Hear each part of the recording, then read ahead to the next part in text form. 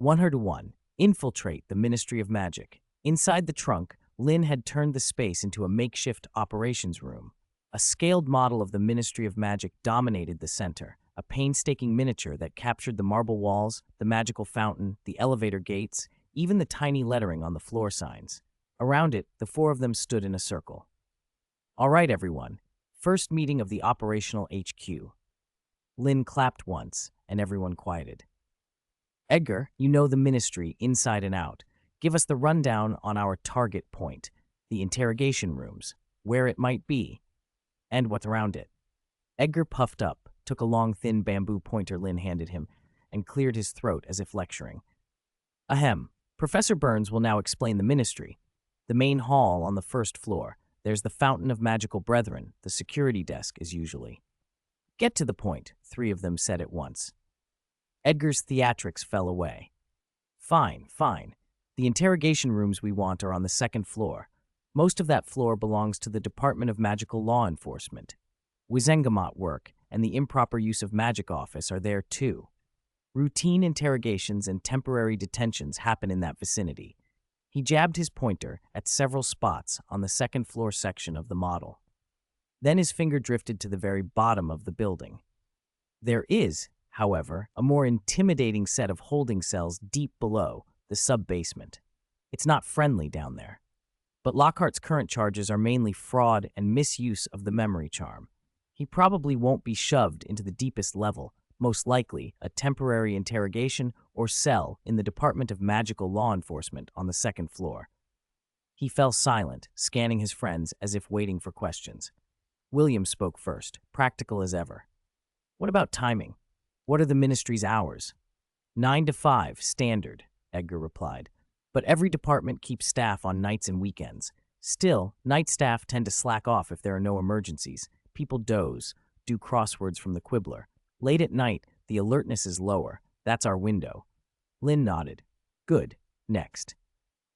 Ollie raised the question that weighed heaviest on him. Identity and extraction. If we're discovered by a duty wizard or a patrol enchantment, how do we hide ourselves? How do we get out? Edgar hesitated. Lynn snapped his fingers like he'd been waiting for that exact question. Got it covered. He produced a box and pulled out 4 masks. Also, aging potion. Drink this, and we'll look like adult wizards, at least in build and voice. Masks on top of that, double insurance. He handed the masks around. One was a cold silver mask with a metallic sheen. Another had an ornate crest. A third was sharp and blue. The last was silver with rugged, heavy lines. Lynn held up the silver one. I'll be Zoffi. Edgar took the crested mask, still half in character. Your crutch, William grinned, blue mask in hand. You can call me one-handed Bemstar, or scientist. Ollie stared at the rugged mask and pronounced, real man. The others looked at Lynn in unison. What kind of code names are these? Lynn didn't bother to explain. As long as they're easy to remember, he called, Wuan, over here. With a subtle ripple in the air, Wuan appeared on Lynn's shoulder, rubbing at Lynn's hair with its beak. Lynn waved his wand and spoke softly. The brilliant gold and red of Wuan's feathers dulled, draining into a cement gray. Even the crest and tail feathers lost their luster. The familiar suddenly looked like a slightly oversized gray pigeon. Wuan blinked at its dusty plumage, then looked up at Lynn. Low profile, Lynn said, chuckling as he stroked the bird. Each of us will take 1 feather. If things go sideways, activate your feather and you'll be teleported back here instantly. Wuan, stay and come back after you send us. Wuan gave a resigned hum and nodded. A faint vibration traced the second-floor corridor of the ministry. Then, silent as a shadow, 4 figures dematerialized and reappeared. Lynn, William, Edgar, and Ollie. The aging potion had done its work. They looked like adult wizards in their 20s. Lead on, Crutch, Lynn murmured. Roger, Zoffi, turn right. Watch the sneakoscope statue. It reports anomalies on its own, and it sometimes malfunctions at night. Edgar slipped into guide mode, clearly drawing on the ministry stories he'd heard. They moved as one, slipping invisibility cloaks out of their pockets. Not Deathly Hallows, but excellent for standing or slow movement. Under Edgar's guidance, they crossed silent corridors, past gargoyles and alcoves, and reached a heavy wooden door with a brass plate. Temporary detention and preliminary interrogation room. Hold. Lynn produced a small gadget and peered through it. He called it his wall-penetrating magnifying glass. Similar to some detection charms, but discreet and intuitive, he trained it on the door and leaned close. "Good luck's with us," he murmured, smiling. "It's him. No aura posted. They probably don't think he's dangerous." They opened the door. The four moved in. Ollie, last, closed it softly behind them. They spread out, flanking a simple bed. Lynn was the first to drop his invisibility. William and Ollie took positions at the door and the lone window. Edgar blocked the far side of the room. "Lockhart!" Lynn called. The figure on the bed twitched, eyelids fluttering as he came awake. For a moment he saw nothing clearly, and before he could shout or ask who they were, something tore through him, an indescribable, searing agony that cleaved through confusion and reflex. His muscles spasmed. A hoarse wail escaped him. It was Crucio. Lynn's wand was steady, the spell delivered and withdrawn within seconds, but to Lockhart those seconds stretched into an eternity. Lynn leaned in close, the cold silver mask inches from Lockhart's tear-streaked face. "Speak! Where did you put that diary?" Lockhart could see the other three, their faces hidden, their gazes like blades. The aftershock of the curse left him trembling. He caught sight of the wand again, ready, and panic broke him. I don't know. Wait, don't!" He scrambled for anything. Tom's gone. He flew away." He went to Slytherin. "Slytherin, huh?" Lynn murmured after hearing Lockhart's broken cries. He could be sure now, Lockhart genuinely didn't know where the diary had gone. Did the senior wizard really think Lynn wouldn't spot such an obvious tell before a lie? Nothing useful about the diary's location could be squeezed from him. Lynn put his wand away. He had no more questions. Tonight's visit wasn't only an interrogation. He turned to William. "One-handed shell bird. He's yours. Improvise." William's grin widened. He stepped forward, pointed his wand at the trembling Lockhart on the bed, and said the spell decisively. "Densaugio." A beam of light struck Lockhart. His front teeth began to grow at an alarming rate, jutting past his lips like two ridiculous shovels. Lockhart's voice came out as a series of squeaks and stammers. My teeth! My image! That's for stealing the diary," William snapped. Lockhart tried to protest, his words swallowed by the grotesque protrusion. When did I ever steal a diary?" The new teeth garbled his syllables further, turning every rebuttal into a helpless, nasal squawk. William's temper flared at the combination of denial and insolence. He flicked his wand again. "Eat slugs." Lockhart's throat closed up. He opened his mouth as if to shout, and a thick, slimy slug slid out and landed with a wet flop on the bedsheets. Lockhart's cheeks went green. "That's for releasing the snake to attack the school, for making me end up in the infirmary." William's voice hitched with righteous anger. Lockhart gagged and tried to spit again. More slimy shapes slid from between his deformed teeth and fell to the sheet. "Blesh," he choked. Seeing Lockhart still making sounds, still wooing in William's mind, William flicked his wand without mercy. "Clearly the punishment isn't enough. Diarrhea!" Lockhart froze. First his face went green, then white, then a nauseating blue. He gripped the covers as a brutal cramp seized his abdomen. A wet, humiliating sound filled the room. Something dark and spreading stained the back of Lockhart's pajamas. He convulsed, dry heaving. Slimy slugs slicked out of his mouth, while the other end let loose in an even fouler flood. The sight was grotesque, and the smell thickened fast. Edgar and Ollie, constables on duty outside the room, betrayed their discomfort even behind masks. Edgar gagged audibly. Ollie turned his face away, grip tightening on his wand. Lynn, watching, raised his wand and cast a transparent bubblehead charm over himself, Edgar, Ollie, and William, who was still zealously educating Lockhart. To Lynn, William's revenge felt almost considerate, mean, but measured. He was ready to leave once William had finished. On another floor of the ministry, 2 night duty employees were roused from their reports by a strange scent. One rubbed his nose and sniffed. "Do you smell that? Like something gone sour?" His companion sniffed too. At first nothing registered, then a foul, eerie stench wafted through the ventilation and the door cracks. The second man's face changed. He gagged, covering his mouth and nose. Merlin's beard. "What is that?" "It's coming from downstairs." The two exchanged a look, each seeing nausea mirrored in the other. The ministry had its odd odors, escaped specimens from some departments, but this was different, more corrosive, out of place in the late-night hush. I'm going to see, the first officer said, forcing himself up and drawing his wand. I'm coming too, the other replied, covering his face with his sleeve. They followed the scent toward the second floor, gagging every few steps, growing paler by the moment. Back in the interrogation room, Lockhart was a wreck on the bed, teeth grotesquely elongated, covered in filth, tear-streaked, emitting an unbearable stench. William continued his assortment of non-lethal but humiliating prank spells. Lynn lounged against the wall, ready to go once William had vented. Something pricked at Lynn's attention. He straightened. He heard nothing, but his Peter's jolt, a twinge of his inner sensing charm, gave a faint throb, as if someone's eyes had fallen on the area. Wait, I've got a bad feeling about this. Before he could do anything, Blesh! Ugh, what's that smell? Who's in there? Gagging and shouting came from the corridor, followed by hurried, chaotic footsteps racing closer. Shellbird, Crutch, Real Man, fall back, I'll cover the rear. Lynn ducked behind the door, intending to slip away after his friends retreated. William, Edgar, and Ollie didn't hesitate. They pulled feathers from their pockets and slammed them into the door. With two heavy thuds, the thick oak interrogation doors burst open. Two pale-faced duty officers, hands clapped over their noses and mouths, wands out, rushed in.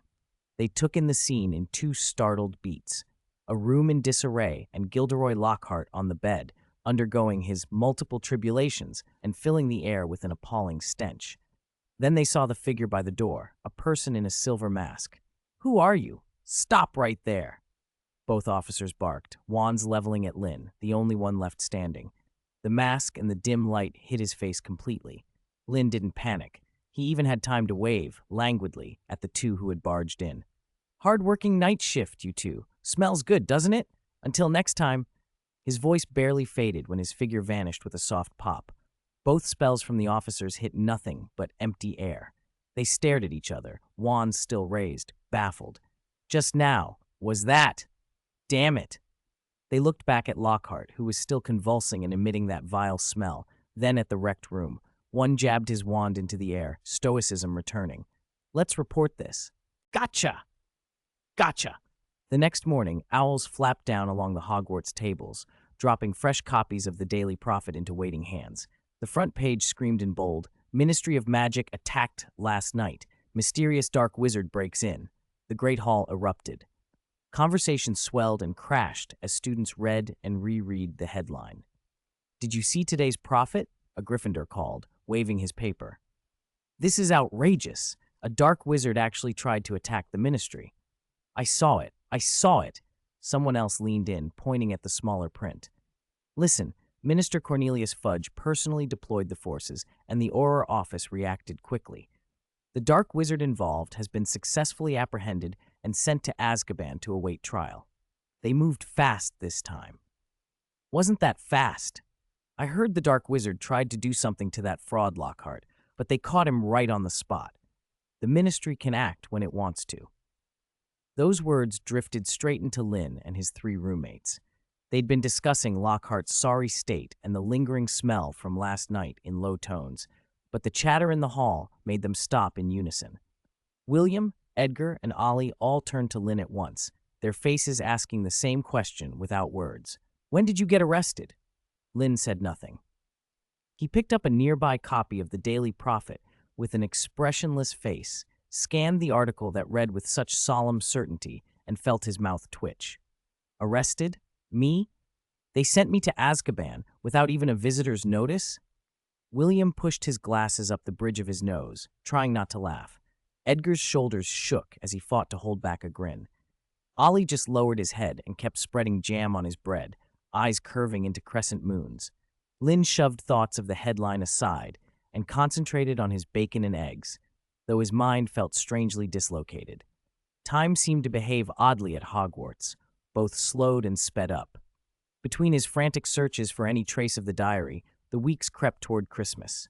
The castle was hung in silver, holly and mistletoe braided the corridors and lent a warm, festive hush to the place. Most of the students had gone home, and Hogwarts felt pleasantly empty. Snow rimmed the banks of the Black Lake when Lynn found himself there again, bundled against the cold in a thick wool cloak and dragon hide gloves, with a small, perpetually warm heater by his stool. He hadn't been back in a long time. The last time was when he'd sworn to temporarily quit fishing and focus on finding Tom. Balance work and rest, balance work and rest, he muttered to himself, sinking into the familiar motions. Chipping an ice hole, baiting his hook with the special lure he'd prepared, letting the line fly and watching the float settle on the water. He pulled his cloak tighter and became once more the thinker by the black lake. Only tonight his mind wouldn't stay with the bob of the float. Where had Tom gone? Recently he'd cut back on fishing to spend almost every spare moment combing the castle. Dormitories, the areas outside each common room, classrooms, library nooks, even the trophy room and broom shed. He had carpet searched every crowded corner and every quiet place. He'd even sacrificed his charms, maxing out his affinity, to deploy a deliberately coquettish routine on a couple of upper-class girls, mostly well-informed Ravenclaws and Hufflepuffs, asking them to watch for a little black diary circulating among the girls. His roommates teased him for days, and even he felt a prickle of shame remembering it. Still, nothing turned up. "Damn you, Tom," Lynn hissed at the motionless float. "When I find you, I'll skin you, shred your pages, and steep them in a manure pit to ferment, then extract your ink and give it to Lao Ba as mouthwash. Fuck you, you filthy pen." Minutes trickled by, then hours. The bucket at his feet stayed empty, its cold interior reflecting his frustrated face. "I can't find the diary, and I can't even catch a single fish," he scowled. "No, I'm not giving up. I'm staying until tonight's through." He altered bait and depth, sprinkled some enchanted fish food he'd cultivated with bountiful harvest into the hole, and kept waiting. Night deepened. The lake mirrored the moon and remained utterly still. At last, resigned, he wound in the line. Fine. It's late," he told himself as he packed up. "Fish have to celebrate Christmas too." He convinced himself this was a natural lull rather than a personal failing, and trudged back to the castle with empty bucket and gear. The corridors felt unfamiliar in their quiet. His roommates had all gone home. Edgar and the others had invited him to spend the holidays with their families, but Lynn disliked dealing with overcaring elders and had declined, claiming he'd promised a professor he'd watch over the greenhouse. A familiar hiss cut through the hush, halting him short. He'd heard that sound before, the corporate slave basilisk. But this hiss carried a different tone than the weary, another late shift vibe from before. This one had the distinct flavor of clocking out. Hiss, hiss, hiss. "Didn't find anyone? Off work." Lynn pulled out a pair of glasses he'd specially made after his raid on the Ministry. Hyperdimensional vision glasses. More convenient than a hand magnifier, they freed his hands, widened his field of view, and could mark biological heat sources even behind walls. He flipped them on and traced the hiss's direction. Walls and floors turned translucent through the lenses. The hidden piping under the stones and inside the walls showed up as dull gray lines. Lynn scanned along the path of the sound, and in the shadowy corner where pipes met, a silhouette sat out of place against the metal and mortar, a tiny, coiled shape reflecting clearly on the lenses. "Got you," he whispered. 104, lazy to speak, but willing to listen. Through his glasses, Lynn tracked the shadow moving through the pipes, the basilisk. It darted fast, reached a room on the second floor, and then vanished from his X-ray vision. The disappearance was abrupt. Lynn raised an eyebrow, but felt oddly reassured. If the shadow disappeared inside that room, the entrance to Salazar Slytherin's Chamber of Secrets was almost certainly there. He followed the memory of the route and hurried to the second-floor corridor, stopping in front of a door. The sign read Girls' Lavatory, with a scrawled "out of order" taped beside it. Lynn stared. Salazar Slytherin, noble, cunning founder of Hogwarts, had hidden his entrance in a girls' lavatory? The image of the ancestor in Lynn's head tilted irreparably. It was hardly dignified. He glanced down the corridor both ways. Good. It was Christmas night. No wandering ghosts, no other students, no one in sight. He pushed the door open and slipped inside. The lavatory was dim, a ring of old sinks standing silent. Lynn crouched, eyes sweeping the dusty tiles, cracked mirrors, and closed stalls. As his gaze passed an old basin, he caught a detail on a faucet, a snake head. Of all places. Slytherin, snakes, basilisk, Parseltongue. He halted in front of the snakehead faucet. Language mastery, he thought, worth a try. He spoke the command plainly. Open. The snake head flashed with a faint light. The sink rumbled. The stone tiles around it rotated and sank aside, revealing a circular shaft about a meter across that seemed bottomless. Lynn's face lit up. He put his glasses back on and tried to see down the hole, but everything beyond was a blur, darkness and distorted images. As he guessed, Slytherin's shielding was thorough. Now the question, jump or not? Leaping down meant entering the basilisk's domain, facing the colossal beast and possibly Tom lurking in the shadows. A direct fight was uncertain. The basilisk's size, strength, and lethal gaze were formidable. But retreat was easy if needed. Lynn muttered, "Since I'm already here, might as well see where Tom's been living. If I can't beat him, I can at least outrun him." He cast a string of protective charms on himself, cushioning, breaking, and featherlight, checked his wand and the gadgets in his pockets, and then leapt. The drop hit him with weightlessness. He pointed his wand down and layered the charms. His fall slowed dramatically, and he landed without a sound. The chamber he landed in was a rough stone tunnel, cold, damp, smelling of stale water and fish. Slimy moss clung to the walls. Distant drips echoed. Lynn lit his wand and moved forward cautiously. The tunnel wound downward with few branches and showed signs of long abandonment. After using his language mastery to pass a sealed door, the tunnel opened into a wide causeway. On either side stood massive stone snake heads, mouths agape to reveal stone fangs, their eyes fixed toward the center path. At the far end towered a statue of Salazar Slytherin, almost reaching the cavern ceiling. Right beneath its base stood a figure in Slytherin robes, back to the entrance, gazing up at the statue. Lynn narrowed his eyes. The silhouette and hair color looked familiar. "Caro?" he called. The figure spun. It was Cassius Caro. Shock flickered across Caro's face and then hardened into disdain. "Oh, look who's here," he drawled. "Our Order of Merlin, third-class recipient, Mr. Lynn. Afraid of the great heir of Slytherin and come to pay your respects, you lowly mud." Before the insult finished, Lynn struck. He fired a langlock. It snapped shut Caro's tongue and turned the rest of his words into muffled whimpers. With a flick of his wand, he transfigured scattered pebbles and dust into thick ropes that shot out and bound Caro with a sharp whoosh. Lynn stepped forward, wand pressed to Caro's forehead.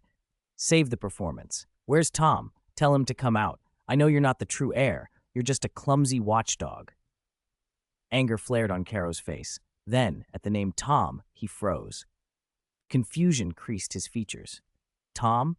Who was Tom? Wasn't his master Lord Voldemort? Footsteps sounded from the shadows behind the Slytherin statue, slow and deliberate. A figure stepped into the flickering light.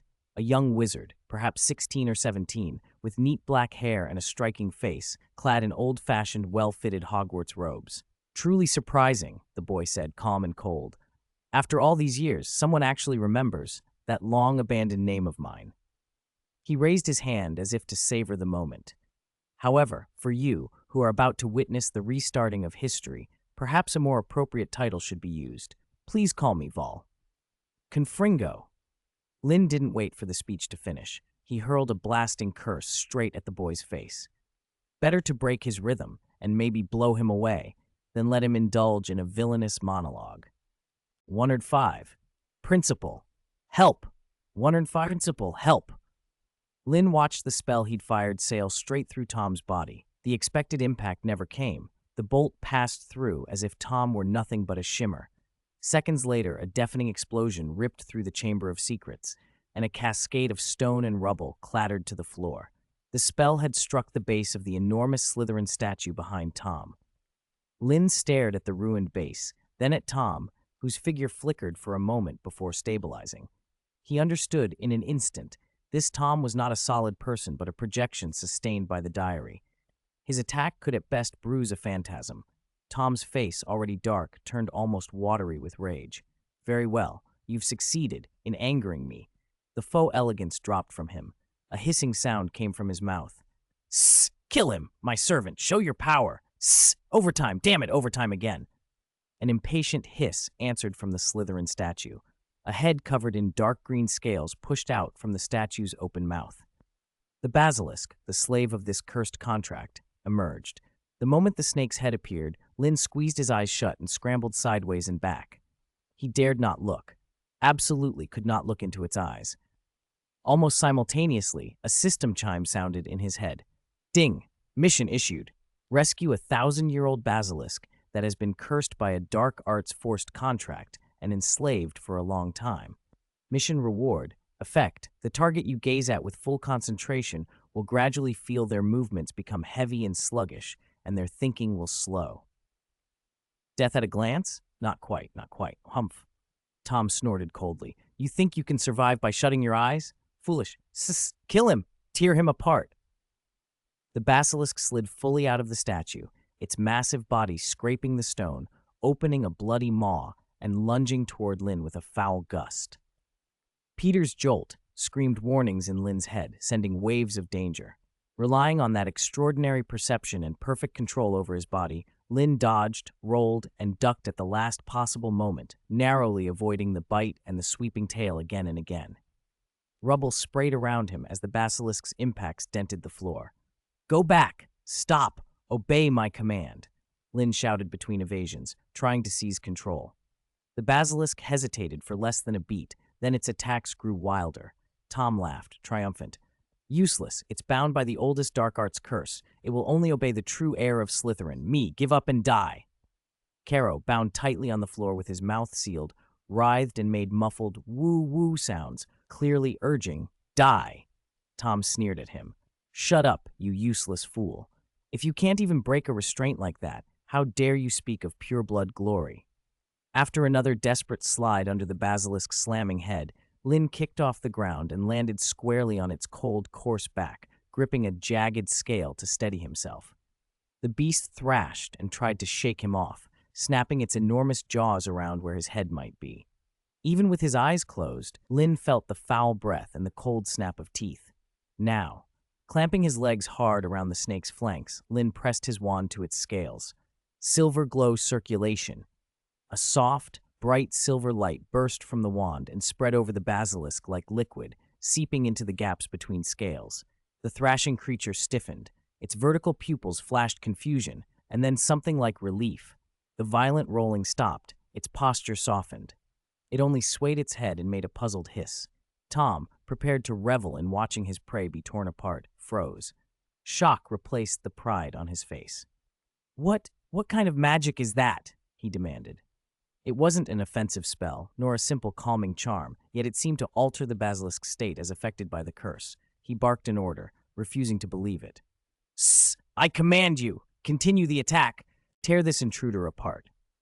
The basilisk turned its head toward Tom, but this time it didn't obey. Instead, it cocked its head, let out a long, contemptuous hiss that roughly translated to, "Sss! Overtime my foot! I'm done! If you want to fight, go get it yourself!"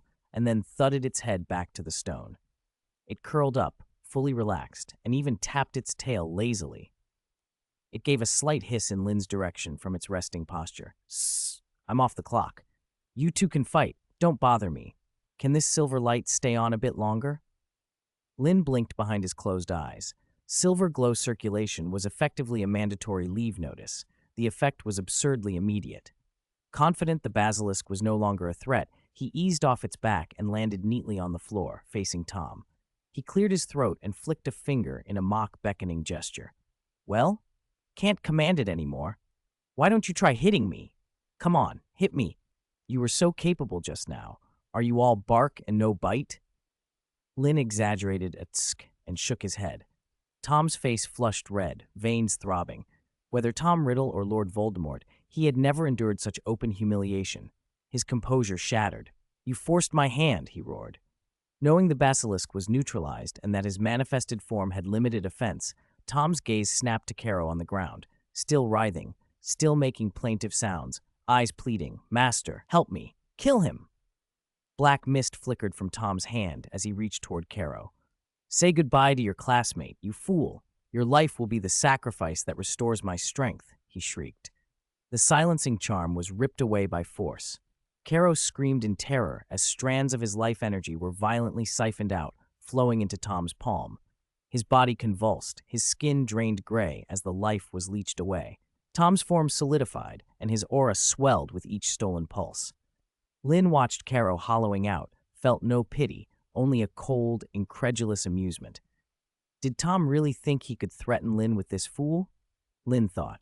If anything, the process was too slow. He briefly contemplated, half-jokingly, whether to speed it up with an Imperio. But Caro's breaths were already paper-thin and Tom's vigor was climbing. A cruel smirk bloomed on Tom's lips as he prepared to gloat. Lynn had stopped watching Tom's performance long before then. His gaze had locked onto a black diary lying quietly in the shadow of the statue's base, not far behind Tom. That was the true core, the anchor. "Enough," he muttered, and flicked his wand with casual precision. Fiendfire, a living fire so hot it warped the air around it, sparked into being above the diary and smashed down, engulfing it. The diary shriveled and ignited in impossible heat. "No." Pride drained from Tom's face and terror took its place. "How did you know? You cannot." He never finished. Under the Fiendfire's infernal blaze, the diary burned to ash in an instant. Tom's apparition went poof and dissolved into a cloud of black mist, evaporating into the air. Lynn snuffed the Fiendfire and hurried to Caro. The arrogant Slytherin, who'd mocked and cajoled only minutes before now, had empty eyes. He had died. Lynn checked quickly. Even Dumbledore summoned this instant would be too late. This was bad. Lynn reached into his pocket and pulled out a phoenix feather. Dumbledore had given it to him last year on their trip to the vaults in Switzerland. Lynn had never used it. Now was the time. He activated the feather without hesitation. Taking a deep breath, he pressed it to his lips and shouted into it, voice reverberating through the tiny plume. "Principal! Help! Someone's died here!" Crack! A burst of dazzling sparks bloomed in the Chamber of Secrets, followed by a startled cry. Fawkes appeared out of nowhere, talons curled around Dumbledore, who was still in his pajamas, delivering the sleeping old man to the scene in a rush. Dumbledore blinked through his half-moon spectacles and quickly took in the chamber. Lynn stood not far off, robes streaked with dust and stone chips, and his face flecked with smoke. Cassius Caro lay motionless on the floor. A massive basilisk coiled nearby like a grotesque heap. Even Dumbledore's pupils contracted at the sight. He strode to Caro, knelt, checked for a pulse and pupil response, and passed his wand over the body with practiced care. After a long moment, he let out a heavy sigh and shook his head. The flame of life had been extinguished. There was nothing even he could do now. He turned to Lynn. "Child, tell me exactly what happened here. Every detail matters." Lynn began to explain. He was unfazed by the idea of legilimency. He had occlumency training and, more importantly in his mind, the system backstopping him. He smoothed the truth into a tidy story. "Professor, I was fishing in the Black Lake. It's Christmas and the castle is mostly empty, so I was bored. On my way back, I passed that abandoned girls' bathroom on the second floor and heard something odd, so I went to take a look." He told of finding the sink mechanism and dropping through the tunnel. "When I came down, Caro was lying there, bad shape. There was a Slytherin senior I'd never seen before. He said his name was Tom. His full name was long. I didn't catch it. He looked furious." Lynn adjusted the timeline to make himself look less blameworthy. Caro was already dying when he arrived, and this Tom was about to finish him off. Lynn framed his own actions, using silver glow on the basilisk and burning the diary with fiendfire, as emergency measures after Tom had proposed a fair wizard's duel and promised he could quiet his pet. Half truth, half fabrication. The scene's traces fit the bare facts, and Dumbledore listened without interruption. He may have noticed small inconsistencies, but for a second-year student, gifted, versed in the dark arts, and capable of averting a full basilisk rampage, Lynn had done remarkably well. Dumbledore even thought briefly that the boy's exposure to dark arts knowledge might still be limited. Otherwise, he might have been colder, calmer. That thought gave way to something more immediate. He softened, looking at Lynn with understanding. "You did very well, child. You kept your head and acted. You saved yourself and likely prevented something far worse. This is not your fault. You need not carry guilt over this." He meant Caro's death. Dumbledore assumed Lynn felt responsible. Then he moved to the basilisk. The creature's eyes were closed, but its nostrils twitched as Dumbledore approached. He ran a wand lightly over the scales, feeling through magic rather than touch. After a moment, he nodded. "An ancient enforced contract curse," he muttered. "Troublesome, binding, but oddly, greatly weakened, almost dormant." He surmised the curse had loosened after 1,000 years. The destruction of the Horcrux that had reinforced the heir's control had further weakened it. Combining Lynn's account with his own years of investigation, Dumbledore grew certain Tom had created Horcruxes to cheat death. The diary was one of them. The realization hung heavy, but it also clarified many mysteries. As Dumbledore considered this, the basilisk, previously quiet, lifted its head. With eyes still closed, it hissed a string of resentful, long-suffering sounds toward him. Hiss, hiss. You want me to work overtime too? Is there no end to this? Retirement. I want to retire. Dumbledore looked surprised, then to Lynn. Child, could you tell me what it said? I am not fluent in this language. Lynn blinked, then translated flatly. Professor, it says it doesn't want to work overtime. Dumbledore needed a moment to process. Overtime? Even a basilisk has to work? Lynn repeated Dumbledore's question in Parseltongue.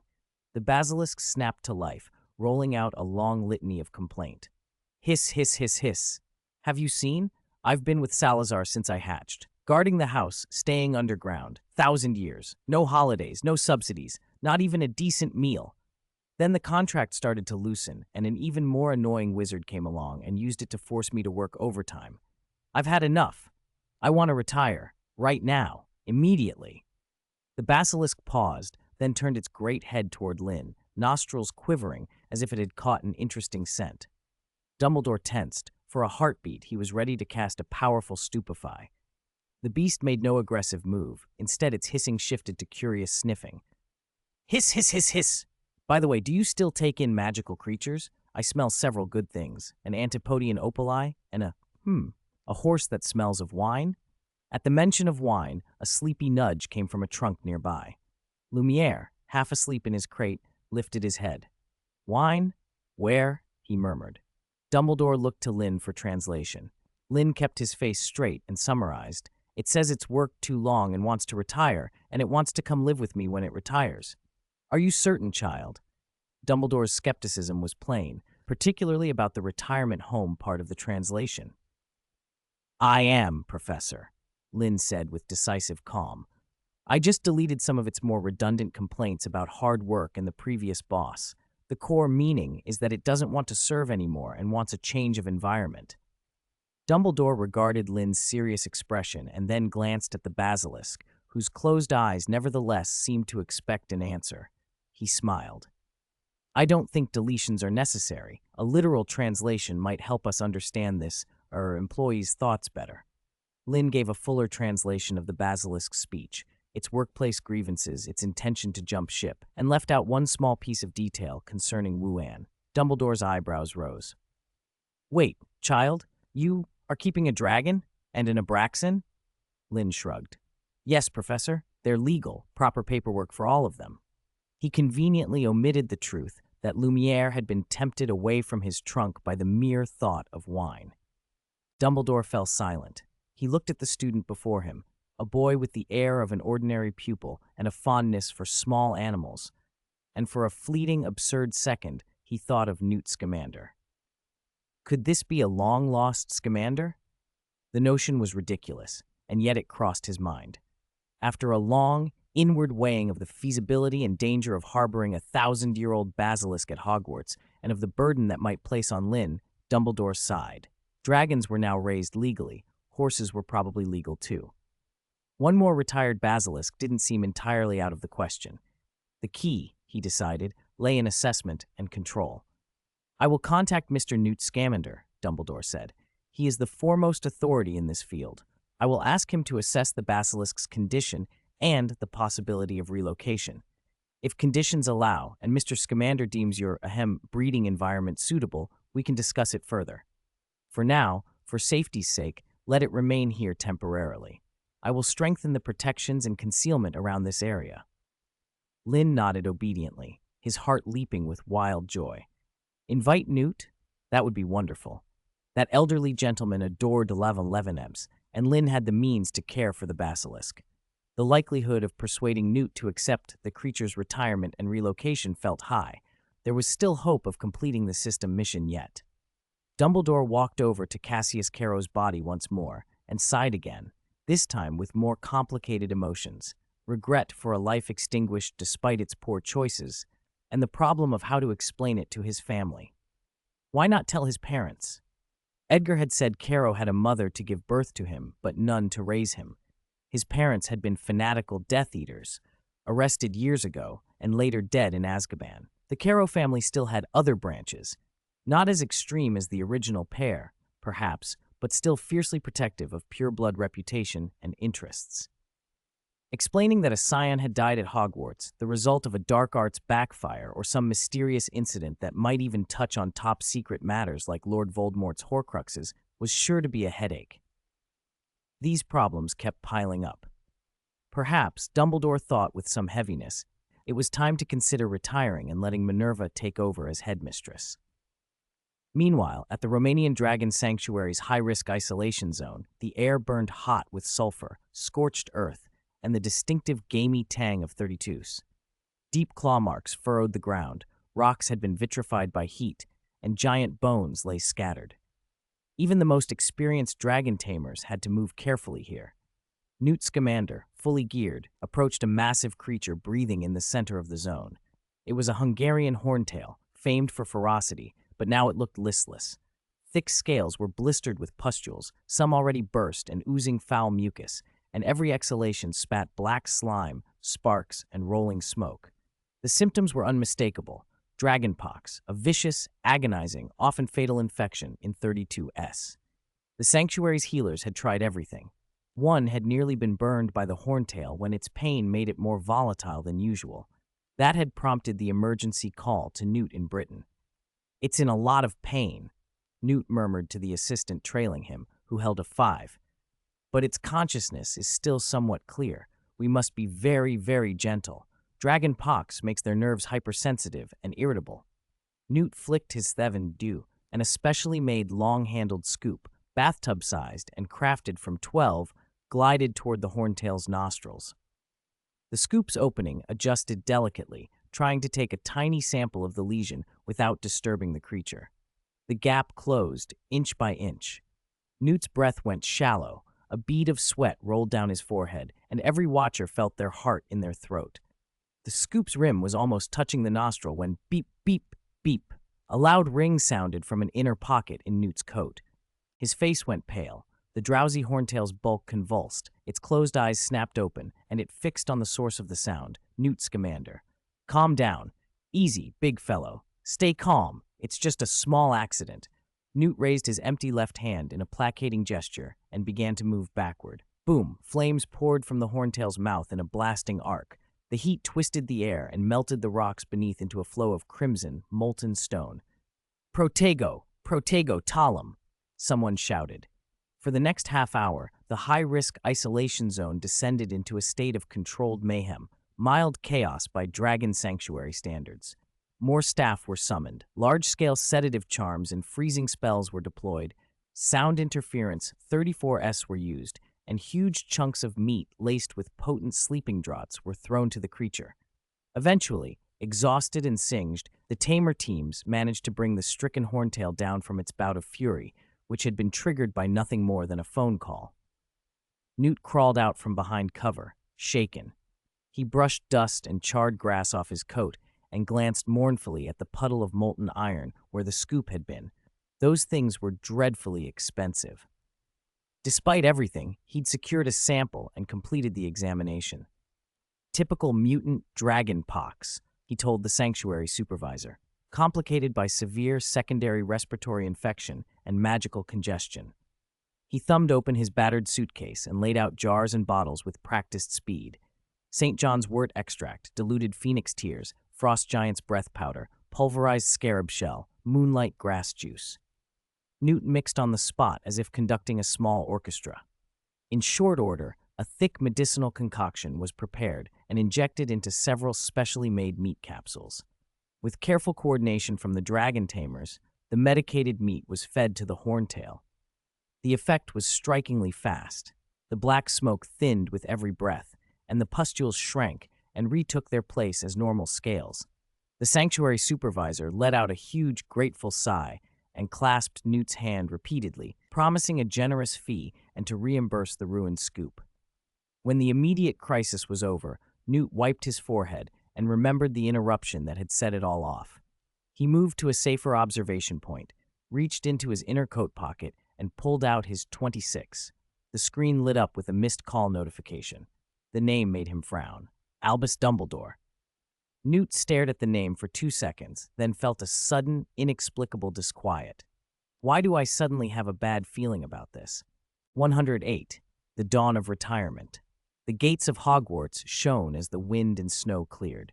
Newt Scamander stepped onto the swept stone steps, clutching his trunk in one hand and immobile to his ear with the other, moving with a slight hurry. Tina, I promise, this time, I'm really only stopping by to see how the grandsons are doing at Hogwarts. Tina's voice, full of doubt, came through the phone loud and clear. Even at a distance, it had the power to make Newt straighten involuntarily. See the grandsons? Newt, look at me. The Christmas holidays only started a few days ago. The grandsons are at home. She tipped the phone so Newt could hear Rolf teasing a bowtruckle nearby. Newt winced inwardly. He had only been thinking about a certain basilisk. And you just escaped that pile of fire-breathing trouble in Romania. If Dumbledore is looking for you again, don't forget the last time you happened to visit a Norwegian ridgeback hatchling and ended up being chased through an entire forest by a dragon pack. Or that time in Egypt when you said you were just going to see a gentle sphinx.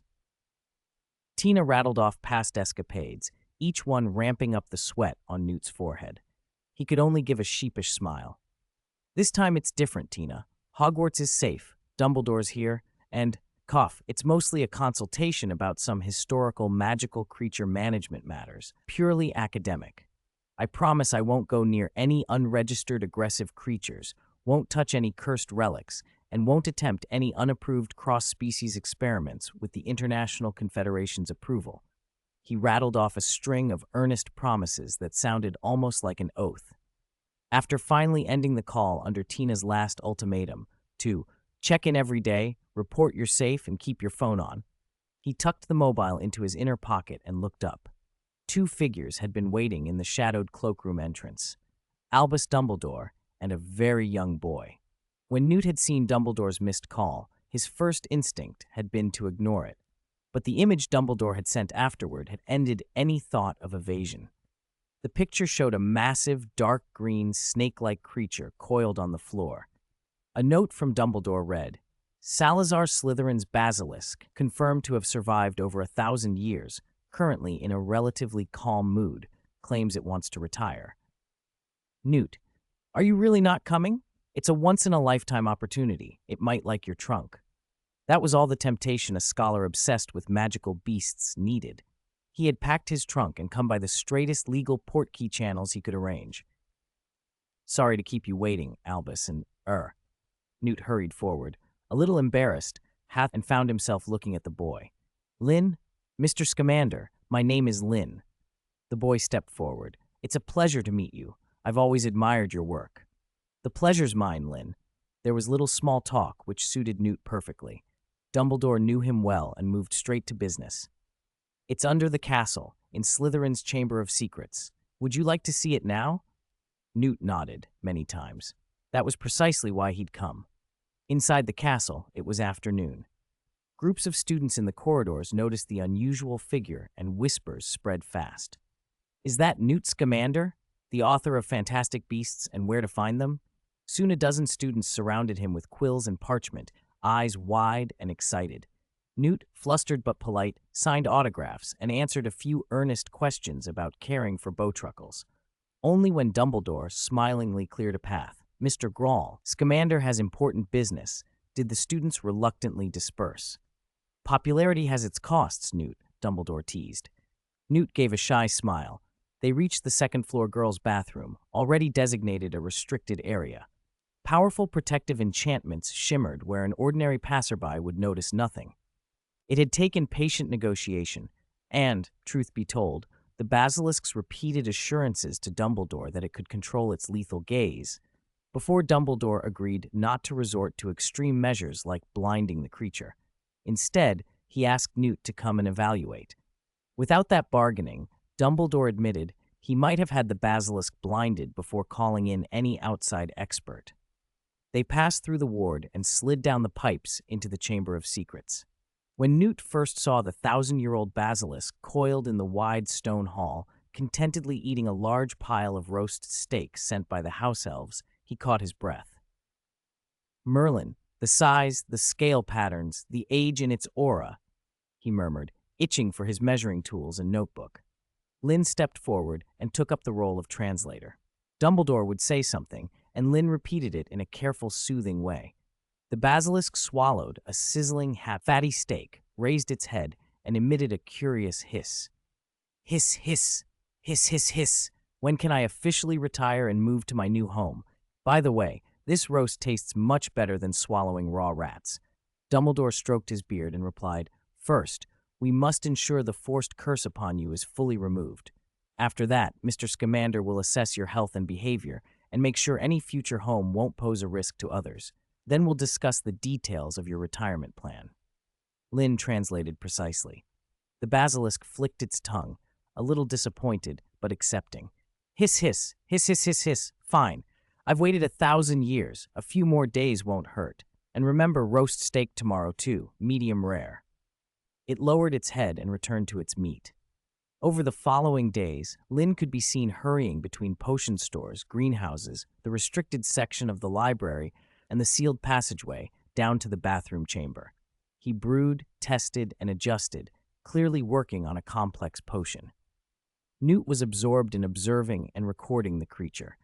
Using magical detection tools to log physiological data and behavioral patterns, collecting naturally shed scales and environmental samples, always wearing the satisfied, focused expression of a researcher at work.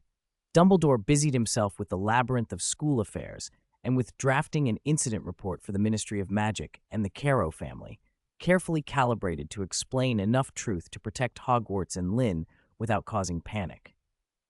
One afternoon, in the Slytherin chamber, Lynn held up a crystal vial. The liquid inside was pale gold, slightly syrupy, and under the torchlight, tiny motes of light drifted through it. Finally, it's done. There was a faint wariness in his voice, but more than that, the joy of success.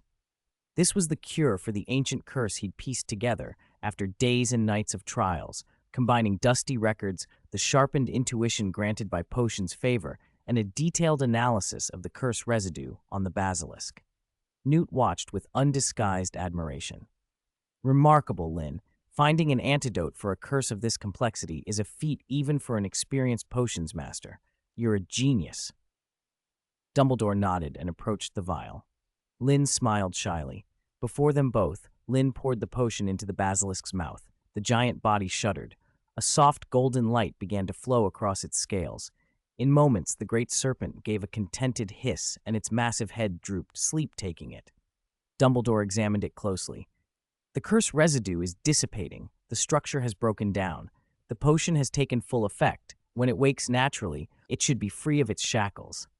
The task of evaluating its subsequent condition and arranging a suitable placement is officially yours, Newt. He patted Newt's shoulder, then turned and left the chamber, reports and correspondence waiting. Newt watched Dumbledore go, the weight and privilege of the new responsibility settling on him as the basilisk slept peacefully, perhaps at last beginning a very late retirement. 109. Want to eat together? The basilisk's massive body shifted gently on the chamber floor. Its head swayed slowly, and its eyelids trembled. Lynn had been talking with Newt about possible after-effects of the curse-breaking potion. Startled by the basilisk's movements and worried there might be unexpected side effects, he hurried forward. How are you? How do you feel? Any residual curse? Any discomfort? The basilisk, newly freed, took a long moment to adapt to the unfamiliar lightness in its body. It didn't answer right away, closing its eyes and carefully feeling through the change. The shadowy sense of restraint was gone, completely gone. After confirming that, it suddenly raised its head and gave a series of triumphant hisses. Hiss! Hiss! If translated into human terms, it would have been something like, Ha ha! Finally! I'm retired! To hell with that damned contract! Retirement at last. The tone, the words, the arrogant relish, Lynn froze. That basilisk had spent 1,000 years in the Chamber of Secrets eating rats. When exactly had it learned to sound so worldly? Where did it pick up that laugh? Ding! Mission complete! Rewards have been distributed. The system notification cut through Lynn's urge to scold the creature. Rewards were rewards, after all. Newt, who didn't understand the basilisk's retirement speech, only saw its vigor and immediately stepped forward with his instruments to double-check. The glow of detection charm swept over the beast. Newt's elation grew. Perfect, simply perfect, he cried, putting away his tools. The curse traces are completely gone. Its vitals are healthy. Magical circulation is natural and steady. No residue. Lynn, your potion did far better than I expected. Since it's free of the curse, I need to assess a suitable living environment for it. Kron, Newt continued. That was part of the agreement with Professor Dumbledore, to ensure the feasibility and safety of its retirement placement. You mentioned you had a place? Lynn had been waiting for this. He nodded at once. Of course, Mr. Scamander. I have a special place. We'll need to move it a short distance. On the walk back to the dormitory, Lynn took a moment to contact Wuan, who was curled up in the trunk. Master, what is it? Wuan's voice chimed in his head. Lynn instructed quickly. Go to the Forbidden Forest for a while. Stay there until I tell you to return. Keep your aura restrained. Don't attract attention. Wuan didn't understand why it was being sent away, but it never hesitated to obey. Okay, Master. Heading to the Forbidden Forest now. Lynn exhaled. He wasn't about to reveal his biggest surprise prematurely. He patted the lid of the trunk as they approached. This is it, Mr. Scamander. There's plenty of room inside. Newt peered at the familiar trunk. Undetectable extension charm? May I? He didn't finish. Lynn opened the lid and jumped in. Newt followed, suitcase in hand, eyes widening as they adjusted to the interior light. For the first time, Lynn's trunk welcomed a visitor who wasn't one of the master's friends. The sight that met Newt drew him in immediately. A colossal parasol tree stood in the center, its foliage vast and reaching upward as if toward a sky only the trunk could conjure. The trunk of the tree was enormous, the canopy boundless, and a rich living energy pulsed from it. Merlin's beard, Newt exclaimed, hurrying to the tree and looking up in wonder. I've never seen a parasol tree this large. Do you keep any magical creatures in it? He asked, eyes bright. Lynn, trying to keep a straight face, replied, No, Mr. Scamander, it's decorative. I like the natural feel, and it helps purify the air.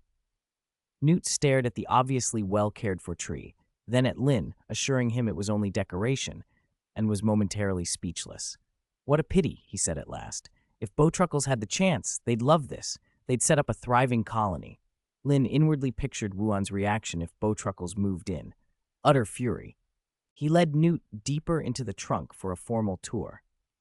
They passed a herb garden under simulated sunlight where plants thrived under a perpetual bounty charm, and a quietly busy alchemy workshop. The doors were closed, but activity hummed from within. Lynn had even relocated some of the alchemical golems he'd been rewarded by the system into the trunk. After crossing streams and little lakes, they reached a section modeled as a wild landscape, with jagged rocks and parched earth. Here Lynn stopped. He walked to a stone cave with a wide, deliberate entrance, took a breath, and called inside, Opal. Ang! A sound rumbled back, muffled and oddly distracted, as if busy. Newt's eyes widened behind his spectacles. You're raising a dragon? Lynn corrected him with a smile. Technically, an Antipodian opali. Didn't Professor Dumbledore fill you in? Newt gave a nervous chuckle and didn't answer. May I see it? Of course, Opal's quite good-tempered. Lynn gestured for Newt to follow. They stepped to the mouth of the cave. It was larger inside than Newt had expected, crystals embedded in the walls casting a soft glow. The opali lay on a glittering bed of jewelry, gold and silverware, its pearly scales catching the light. Before it, a whole sheep had been propped on a stone rack and was being expertly roasted. Opal peered at the meat, lowered its head, and puffed a small, concentrated jet of fire. The surface sizzled, giving off a faint, charred aroma. It sniffed the result, frowned, a dragon's version of culinary critique, then adjusted and puffed another careful jet of flame. It repeated this with astonishing seriousness. Ang, it seemed to say, in its own way. The meaning was obvious enough to Lynn. Lynn, come eat. The sheep's just about done. When it caught the scent of strangers, Opal turned its head toward the cave mouth and fixed its gaze on the old man who had been studying it. The dragon cocked its head, confusion written across its features. Ang, it seemed to ask, as if to say, "Is this old man coming to share? One sheep might not be enough. Shall I fetch another from the larder?" Newt couldn't understand dragon speech, but as a magizoologist, he could read posture and mood. He looked at Lynn in surprise. "Is it inviting me to dinner?" Lynn laughed and led him inside. "Opal, this is Mr. Scamander, a very talented magizoologist and a friend." Opal gently nosed the pile of sheep toward Newt as an invitation, unmistakably hospitable to those it approved of. Then came the sound of hooves, clip-clop, fast and rhythmic, from outside. A horse's poked through the cave entrance, eyes sweeping over the occupants before lighting on Lynn. The Abraxan, Lumiere, rubbed affectionately against Lynn's shoulder and then, impatient and single-minded, demanded, "Lynn, you're back! Where's my drink? The barrel of mead you promised. Shouldn't it be here by now? I smell sweetness on you." "Did you bring the mead?" Lumiere nodded at Newt in an automatic greeting, but its eyes clearly communicated a single question. "Did you bring the mead?" Newt looked from the Abraxan to the Opali, carefully roasting a whole sheep with dragonfire, and took in the whole environment they'd passed through. For a moment, he didn't know where to begin his habitat assessment report. In some ways, Lynn's place was, unofficially, at least, a little better than Newt's own trunk. Chapter 110. Homemade wine has very little alcohol in it. Hogwarts, Principal's office. Newt Scamander sat across from Albus Dumbledore. His signature trunk lay packed at his feet, his coat was slung over the back of his chair, and he looked ready to leave at a moment's notice. "You're really not staying a few more days?" Dumbledore asked, folding his fingers on the desk and trying a familial tug. You could see Rolf. He must miss his grandfather. Newt shook his head. "No, Albus. Tina's already started using the two-way mirror to push me home. Her tone, it's getting firmer." He paused, smiling. "I'll see my grandson next school holiday. School life is very regular." Dumbledore chuckled awkwardly. He shifted, opening a topic he had clearly been itching to mention. "Speaking of, I've heard from across the Atlantic that in the United States there might be something long hidden." Before Dumbledore could finish, Newt sprang from his chair with the speed of someone half his age. He scooped up his trunk, grabbed his coat, and was halfway to the door without looking back. As he stepped for the spiral staircase, he called over his shoulder, "Goodbye, Albus. May your lemon sherbets never run out." Dumbledore held up a hand, lowering it slowly as Newt disappeared down the steps. "He runs remarkably fast," he said to himself. "Tina's deterrence appears more effective than any rare creature I've come across." Dumbledore popped a lemon sherbet into his mouth and, deciding not to intrude on his friend's family time, left the matter be. Hufflepuff Dormitory. The dormitory door opened with a soft click, and Edgar's voice filled the room first. "Lynn, we're back. We brought new things from Honeyduke's. Hiss, what's that smell?" The room was quiet. The chair Lynn usually occupied was empty, and the bed neatly made, no doubt by a conscientious house elf. No one answered. William pushed up his glasses and scanned the room until he saw a trunk lying open on the floor. "Lynn?" William called, approaching. He didn't leap in blindly. Instead, he knocked on the trunk's outer shell 3 measured times. "You in there? We're back." From inside the trunk, Lynn, surrounded by several large bottles that glowed a strange fluorescent green, poked his head out. "Hey, you back early?" "Someone didn't have anyone to spend Christmas with, so the 3 of us came home early," Edgar said, chuckling. "Are you pleased?" "Perfect timing," Lynn replied. "Come see what I just made." He activated a charm that shifted attention, and the 3 boys exchanged looks before climbing down into the surprisingly spacious interior of Lynn's trunk. They had barely stopped admiring the changes since their last visit when Edgar's eyes snagged on a huge coiled lump in the corner. "Merlin's, what a triangular basket," he blurted, pointing. William and Ollie followed his gaze and froze. A vast, sleepless serpent lay there, scales gleaming. "You mean to say?" Edgar swallowed. This is the basilisk from the Chamber of Secrets?" Lynn nodded. "Yes, a legacy of Salazar Slytherin. It's lived for thousands of years. I named it Lao She, Old Snake, to mark how it survived its long servitude." William, recovering enough to adjust his glasses, asked the question on everyone's mind. "So this is the same one that petrified people?" Lynn, unusually at a loss for words, gave a rueful shrug. "Theoretically, yes, but it was under Tom's control, forced to do things it wouldn't choose. Lao She, stop playing dead and say hello to my friends. At the summons, the thousand-year-old serpent lifted its head and emitted a slow series of hisses. Lynn translated, "Hello, new two-legged ones. About the petrification, I'm sorry, I tried to minimize harm. I used the low-power stiffen setting, not the lethal one. If you want someone to blame, blame that black-hearted boss named Tom." Hearing that, William's expression softened. The blame fell where they had suspected. The tension eased, and after a few polite exchanges, the basilisk curled away toward a specially prepared retirement area. Lynn had simulated swamp and woodland conditions so it could live out its days in relative comfort. "All right, historical issues are settled," Lynn said, clapping his hands to get everyone's attention. "Now, taste my newest brew, basilisk wine." He waved his wand and a green glass bottle descended from a shelf. The liquid inside shimmered fluorescent and viscous. The cork was sealed with wax. The three boys looked at it as if it might bite. "Don't just gape," Lynn said. "I've run clinical trials on it, 17 or 18 iterations. It's safe unless you're already poisoned by something.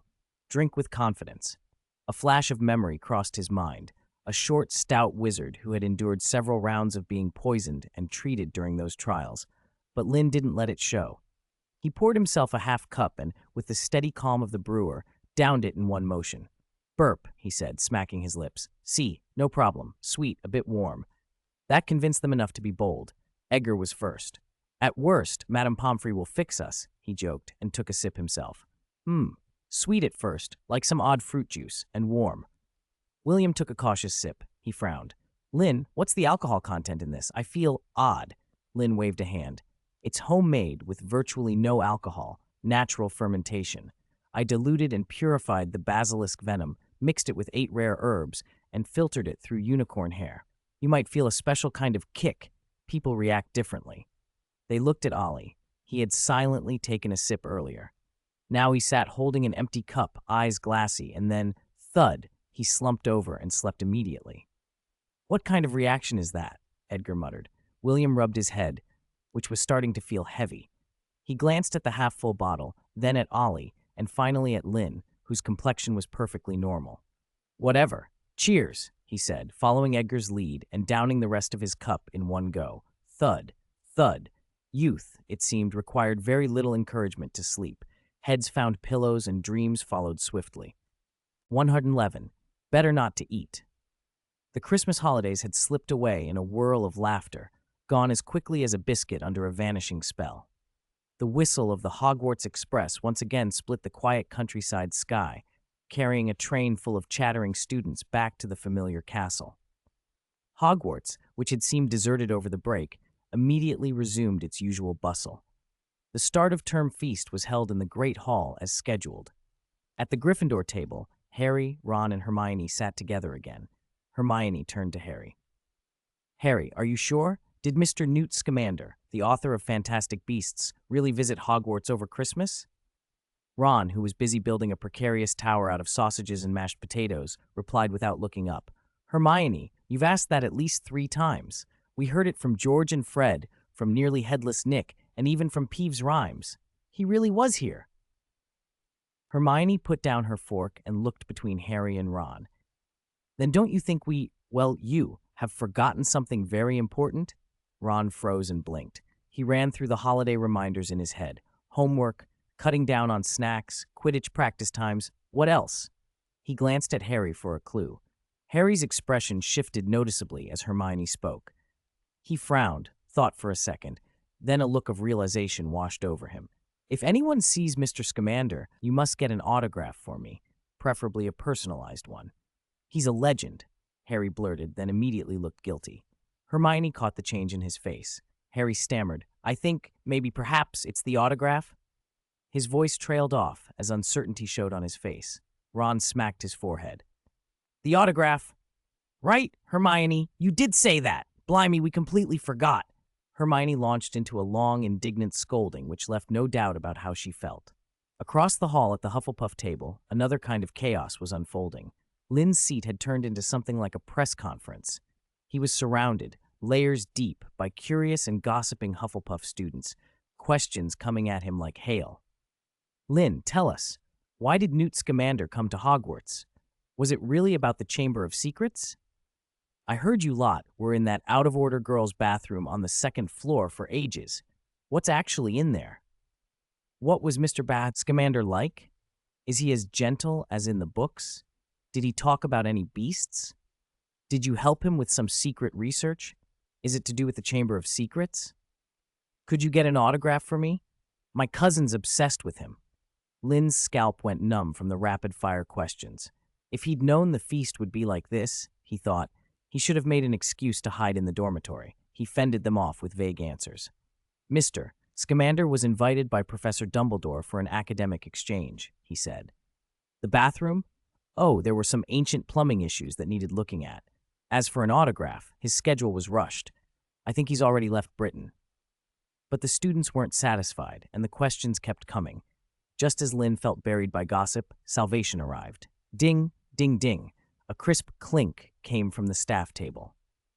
Headmaster Dumbledore rose and tapped his crystal goblet lightly with a silver spoon, a warm smile on his face. The students who had surrounded Lynn reluctantly returned to their places. The great hall fell silent as everyone turned to the headmaster. Dumbledore cleared his throat and spoke so that his voice carried to every corner. Welcome, welcome back to Hogwarts. Before these delicious delicacies begin to attack us, or rather, be attacked by us, allow this old man to take up a moment of your time with two announcements.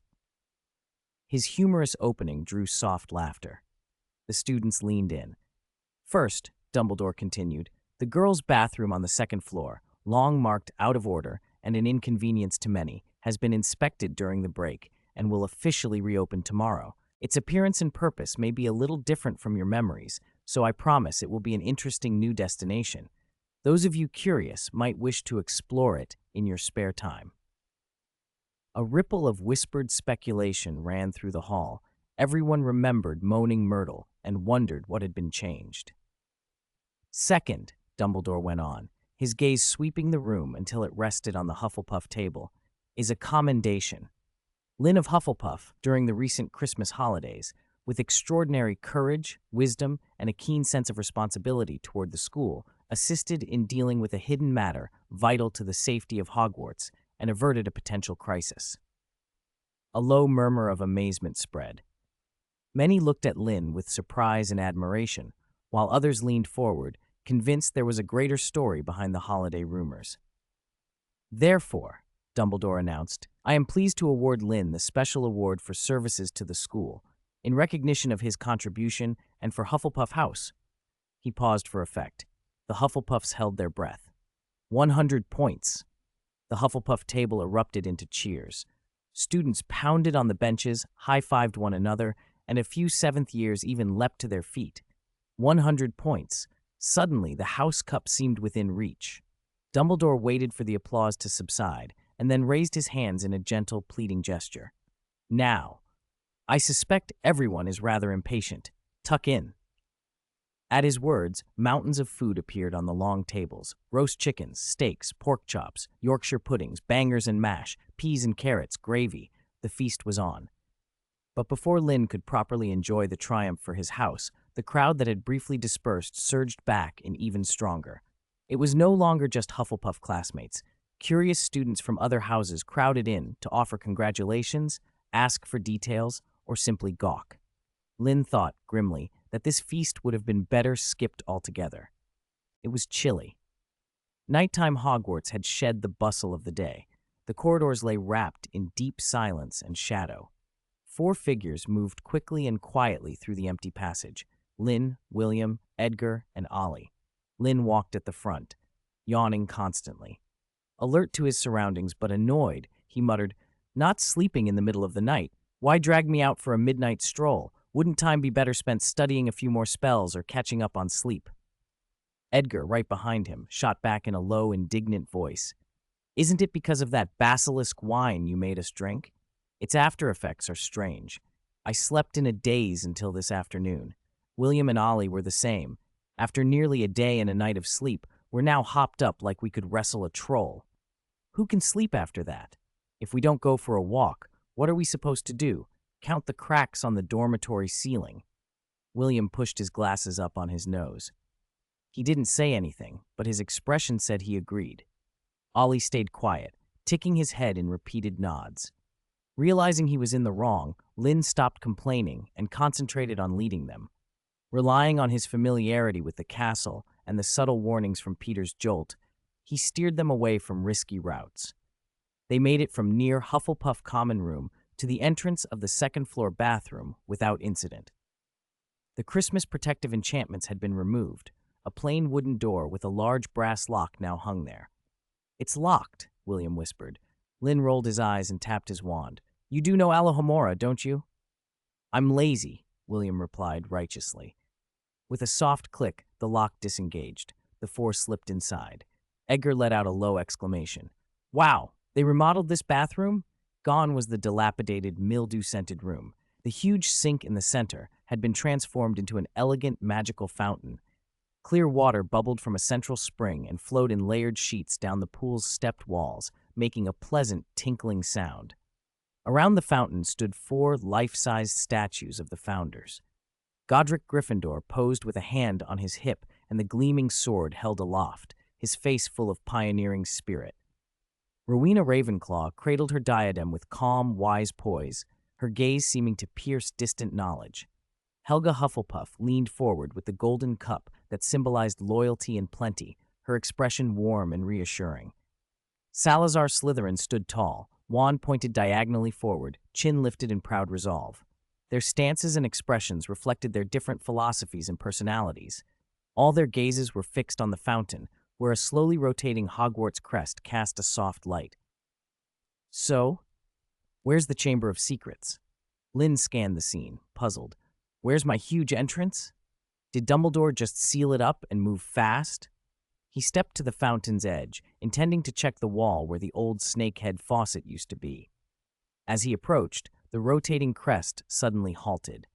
The big letter H at its center flared to life, and a cylindrical column of light dropped straight down from it, illuminating a patch of stone at the fountain's base.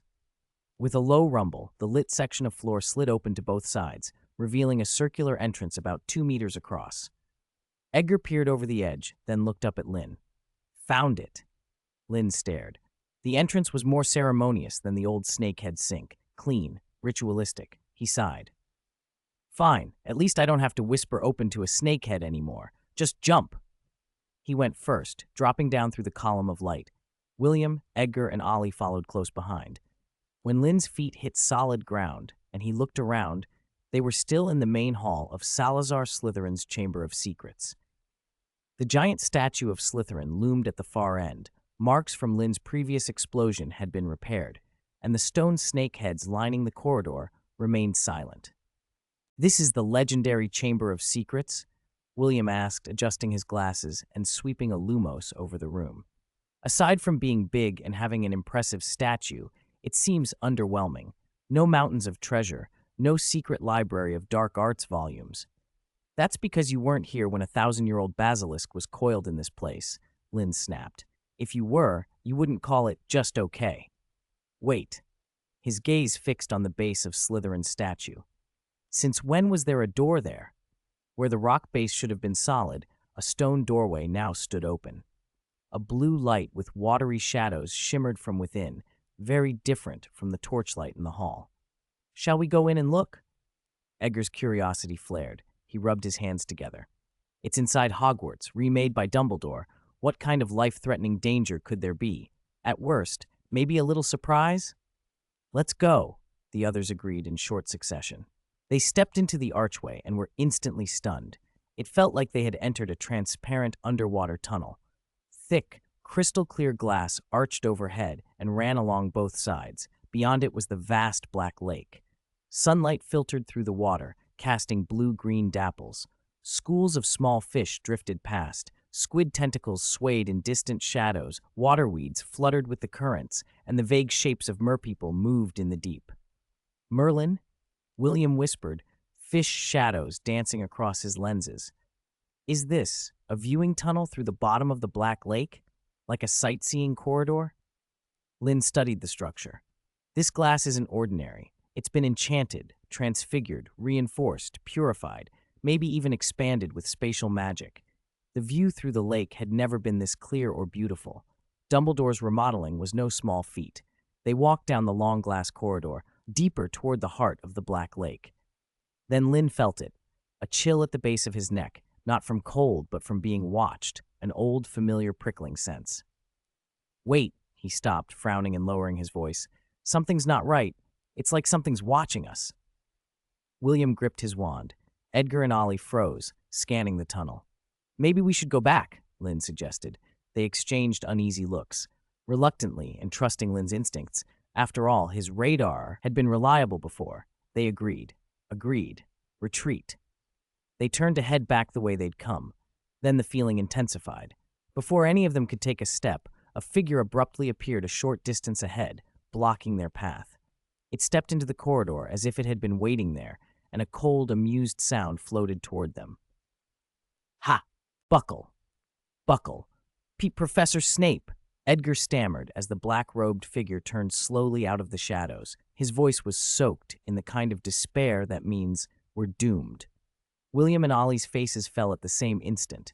Of all the things to run into Snape on patrol at night, awful luck. Blocking their path was, of course, Severus Snape, potions master and head of Slytherin. But why did the professor only seem to be confronting the three of them? A second before Snape appeared, Lynn's alarm had spiked. On instinct, he'd cast a disillusionment charm and melted into a narrow, shadowed niche where the light barely reached, holding his breath. Snape's gaze swept over Edgar, William, and Ollie, who were frozen in place. It seems Hogwarts rules are merely ornaments to some overenthusiastic students. So, where is the other one? I distinctly heard more than 3 voices. The 3 blinked. Edgar's mind scrambled. He stammered a lie to cover for his brother. "Professor, it's just the 3 of us. We were curious about this newly opened area, so we came to look. There's no one else." He sounded unconvincing, eyes flicking about. From the shadows, Lynn gave him a silent thumbs up. Good brother, loyal. Even if that lie had more holes than a troll's sweater. Snape's eyes narrowed. "Attempting to deceive a professor with a wit scarcely better than a troll's," he said without hurry. Hufflepuff. 5 points deducted for lying and wandering the corridors after hours. He still didn't seem satisfied. He had heard the voice of that boy, Lynn, so the boy had to be here somewhere. Snape's gaze moved more carefully over the corridor. The glass walls, the flagstones, the supporting pillars, the corners where shadow pooled. Lynn's heart beat faster. He tried to shrink further into the dark. His disillusionment charm was excellent, almost seamless. At first, Snape didn't seem to see him at all. The invisibility held. Then Snape sniffed, subtly. Years of handling potions had sharpened his nose. Amid the faint lake air and the corridor's cool, there was another scent. Not sugary, but the delicate processed tang of some potion ingredient, like a lingering draught. The perfume was faint, but in the enclosed passage, it carried. Snape's gaze fixed on the shadowed corner. This time he was certain. A half-smile curved his lips. He stared straight at the empty dark. His voice dropped, colder and firmer. "Come out, Lynn. Don't make me repeat myself." Lynn in the shadows. Bloody dog nose. He sighed. No point hiding now. Snape had found him. He let the disillusionment lift and stepped out, red with the shame of being caught. He fell into line with his 3 roommates. "Professor?" He tried a forced smile. Snape snorted. His eyes swept over the 4 of them. 10 points from each of you. And for Mr. Lynn's exemplary stealth skills, and for wasting a professor's time, I'll take an additional 10 points. As for punishment, the rest hung in the air like a threat. The next morning in the Great Hall, sunlight poured through the tall windows while students ate and talked about the day's classes. A cluster of early risers had gathered near the Hufflepuff hourglass and were staring at it in surprise. The hourglass had swelled significantly the night before, when Professor Dumbledore had awarded a special contribution, but now it was noticeably shorter, dozens of points gone. Nearly half of the 100 points Dumbledore had given had been taken back by Snape overnight. "Merlin, what happened?" "I heard Lynn and the others got caught by Snape wandering around after hours." "They lost that many points just for sneaking out?" "Apparently it wasn't just the wandering. They lied to a professor, too." The Hufflepuffs exchanged looks, shrugged, and went back to breakfast. They cared about the house cup, of course, but Hufflepuff priorities were more about whether the food was good, whether their friends were all right, and whether today's mandrake in herbology would make them miserable. Points could be earned back. The semester was long. At one end of the Hufflepuff table, Lynn's dormmates ate in awkward silence. Edgar sighed dramatically, pushing his ham sandwich aside. William stabbed at a fried egg with unnecessary force. "It's only detention," William grumbled. "My punishment is polishing all the armor and portrait frames on the first floor for Filch, and I have to listen to him go on about his glorious catching people days in that rusty voice of his." Edgar's protest was theatrical. "Manual labor, fine, but I have to sit in Snape's office. I'm supposed to sort out a heap of sticky, stinky, who knows what affects potion ingredients and endure his constant barbs." He mimicked Snape with mock horror. "Mr. Burns, if that troll-stomped brain of yours can still tell a pufferfish eye from a swelling boil, do quicken your pace, which is otherwise lamentably slow. It seems your parents neglected basic observation, or perhaps they never expected you to inherit any magical talent worth mentioning." "I'd rather scrub every toilet in the castle twice than hear his venomous commentary," Edgar finished, drawing sympathetic looks from nearby classmates. Ollie quietly chewed his oatmeal and kept glancing at Lynn beside him, who was calmly munching a bacon and toast sandwich as if nothing had happened. The two of them were assigned detention in the Forbidden Forest with Hagrid. Lynn looked up at one of Ollie's glances, still chewing. "What's the matter, Ollie? Not a fan of the bacon?" Ollie only shook his head, but his worry deepened. Since he'd known Lynn, anything involving the Forbidden Forest always seemed to end with surprises. This time, it shouldn't, right? 114. The steel of the pot knight fell as expected, cloaking the 7-time corridors in shadow and silence. Lynn, William, Edgar, and Ollie met at the appointed place. Not long after, the jingle of keys and the shuffle of heavy boots announced Filch's approach. He rounded the corner carrying a dim oil lamp, a twisted grin on his face. "Heh heh! Well, look what we have here.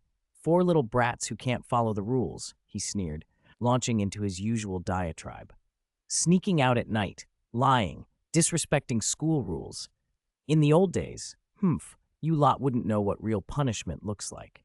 The whip, pepper spray, hung up in detention, that was discipline. Students these days have it too easy, blah, blah, blah." He rambled on, waxing nostalgic about a harsher Hogwarts that only existed in his imagination, fantasizing about having more authority to mete out his preferred brand of justice. It was precisely what William had warned them about.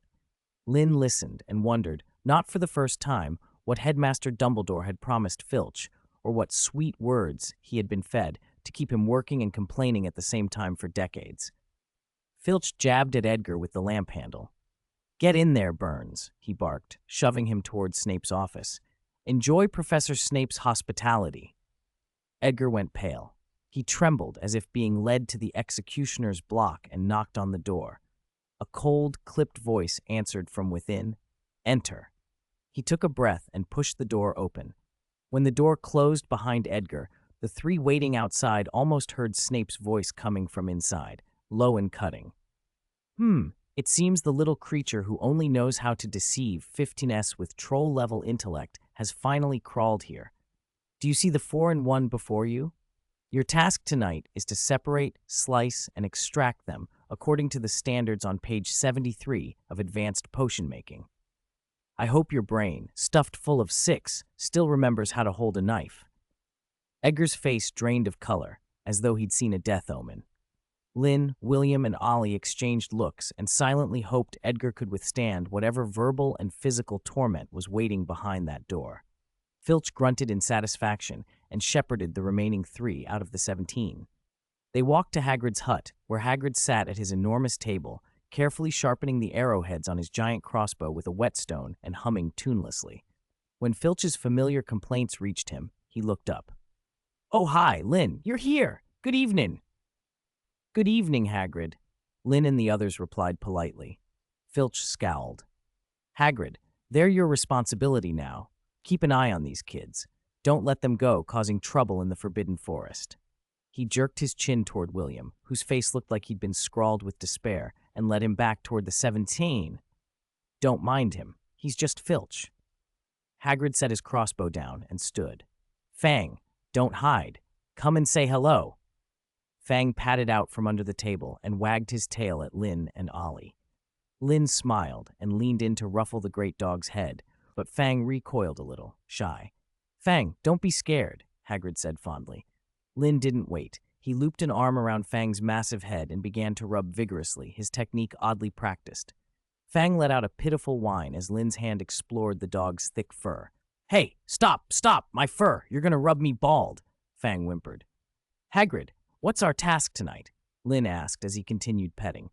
Hagrid grabbed his coat, slung it on, and picked up his crossbow and lantern. Not too dangerous, he rumbled. We're heading deep into the forbidden forest near where the unicorns gather. We'll look for signs of poachers and check how the herd's doing. Sometimes they, well, let their guard down. Even with the centaurs helping patrol, accidents can happen. Those black-hearted poachers are everywhere. He gave Lynn a pointed look that made him rub his nose awkwardly. After a little more talk and final preparations, Hagrid hoisted his lantern. Lynn and Ollie lit their 24, and the three of them, with Fang, stepped out into the forbidden forest. At night, the forest was nothing like by day. The enormous ancient trees' branches tore the starry sky into fragments, and moonlight filtered down in scattered, dappled patches across the leaf-strewn ground. Creatures rustled in the undergrowth, and distant animal cries echoed through the trunks. They moved steadily toward the unicorn gathering when Lynn's ears twitched. Over the wind, the rustling leaves, and Hagrid's boots, he heard a soft, rhythmic tapping, hooves, coming from the woods to their side and ahead, getting closer. Clop, clop. Clop, clop. Lynn stopped and called clearly toward the sound. Anya, don't hide. Come out. I've heard your hooves from a mile off. Ollie sniffed and added, There's also a pretty obvious smell of alcohol. A head peered sheepishly from behind a thick, ancient trunk that would have taken several people to encircle. It was Anya. Her expression held a mix of embarrassment for being found and unhidden excitement. Hey, so you found me, she said, her hooves pawing the ground. Lynn, remember what you promised me last time, she began, awkward and hopeful. Lynn already had a rough burlap sack in hand. He waved his 24, one after another, enormous oak barrels, half a person tall and bound with iron hoops, tumbled out and landed in a clearing with dull thuds. There were dozens of them, each with labels indicating different flavors. Anya's eyes widened, almost glowing. She pranced in place. Hey, you're the best, Lynn laughed. Drink it sparingly, Anya. I improved these on the flavors you mentioned last time. Now can you take us to the gathering area? Hagrid says there might be signs of poachers. Anya shook her mane, clearly pleased. Of course, follow me. I need to hide these supplies first. With a unicorn who knew the terrain leading them, they picked up speed. They hadn't gone far into the heart of the forbidden forest toward the unicorn's core gathering when a sudden change shattered the night. Clatter, cracking wood, and terrified whinnies. Trees were smashed aside, hooves thundered, and birds startled into frantic flight. The forest's hush turned into chaos. A silvery white shape burst from the undergrowth in a panic. A unicorn, its coat smeared with mud and torn grass, eyes wide with terror, charged blindly, almost colliding with Anya. She froze, heart pounding, and stepped forward to block its path. Stop! Calm down! It's me, Anya! What happened? What's wrong at the gathering? She cried. The frantic unicorn skidded to a halt and recognized her. Anya? We've encountered a large. The creature kept repeating a large over and over, unable to form a coherent description, then frightened itself into neighing again. In that moment of chaos, Lynn's hair stood on end. He hardly thought. His body reacted before his mind did. His 22 whipped toward a thick patch of grass at his side and rear that was swaying unnaturally. Confringo! A streak of red light tore through the night and struck the grass dead center. Boom! A deafening explosion ripped the silence of the forest. Fire and shockwaves sent grass and soil flying. A shrill scream cut through the air. The scream was the last straw for the terrified 10. It screamed in panic, ignored Anya's attempts to calm it, and bolted back into the forbidden forest on 4 frantic hooves. Wait! Don't run! Make it stop! Anya cried. Lynn, I have to go back and check. I'll go see what's happening, Hagrid decided at once. He signaled for Lynn and Ollie to stay put, raised his crossbow, and hurried toward the smoking crater before the smoke had fully cleared. Ouch! Ouch! My arm! Help! As the smoke thinned and Hagrid drew near, he found a thin man in ragged black robes curled at the edge of a shallow crater, groaning. Blood soaked his sleeve, and a discarded 22 lay beside him. He looked as if he'd been hiding in the grass, until Lynn's explosion charm had landed on him. Hagrid trained his crossbow on the intruder. "Speak! Who are you? What are you doing sneaking around here?" The man looked up, saw Hagrid's enormous frame in the weapon, and trembled. He stammered out an explanation. I heard there were 10s in this forest.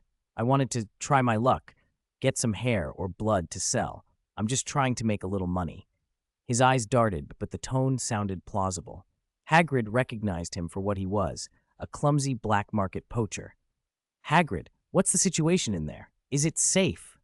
Lynn called from a short distance away. He and Ollie had heard the scream and Hagrid's questions but hadn't come closer. "Come on in," Hagrid shouted back, still keeping his crossbow level. "He's no threat now. Arm looks broken. We'll take him back to the castle and hand him over to Headmaster Dumbledore. Who poaches in the Forbidden Forest? The nerve!" Lynn and Ollie stepped forward. By the light of their 22s, they could see the gaunt man's face, 30-ish, ordinary features, the pallor of long-term malnutrition. He looked like a desperate, low-level dark wizard taking foolish risks. But Lynn's brow tightened. Something felt off. The man's appearance was too convenient, and the intensity of the earlier Peter's Jolt alarm hinted at more than just a clumsy poacher.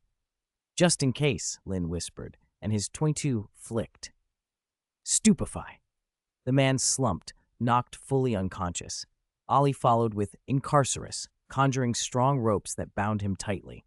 Now their returning party was 3 people and a dog, plus an unconscious prisoner bundled and carried by Hagrid like a sack of provisions.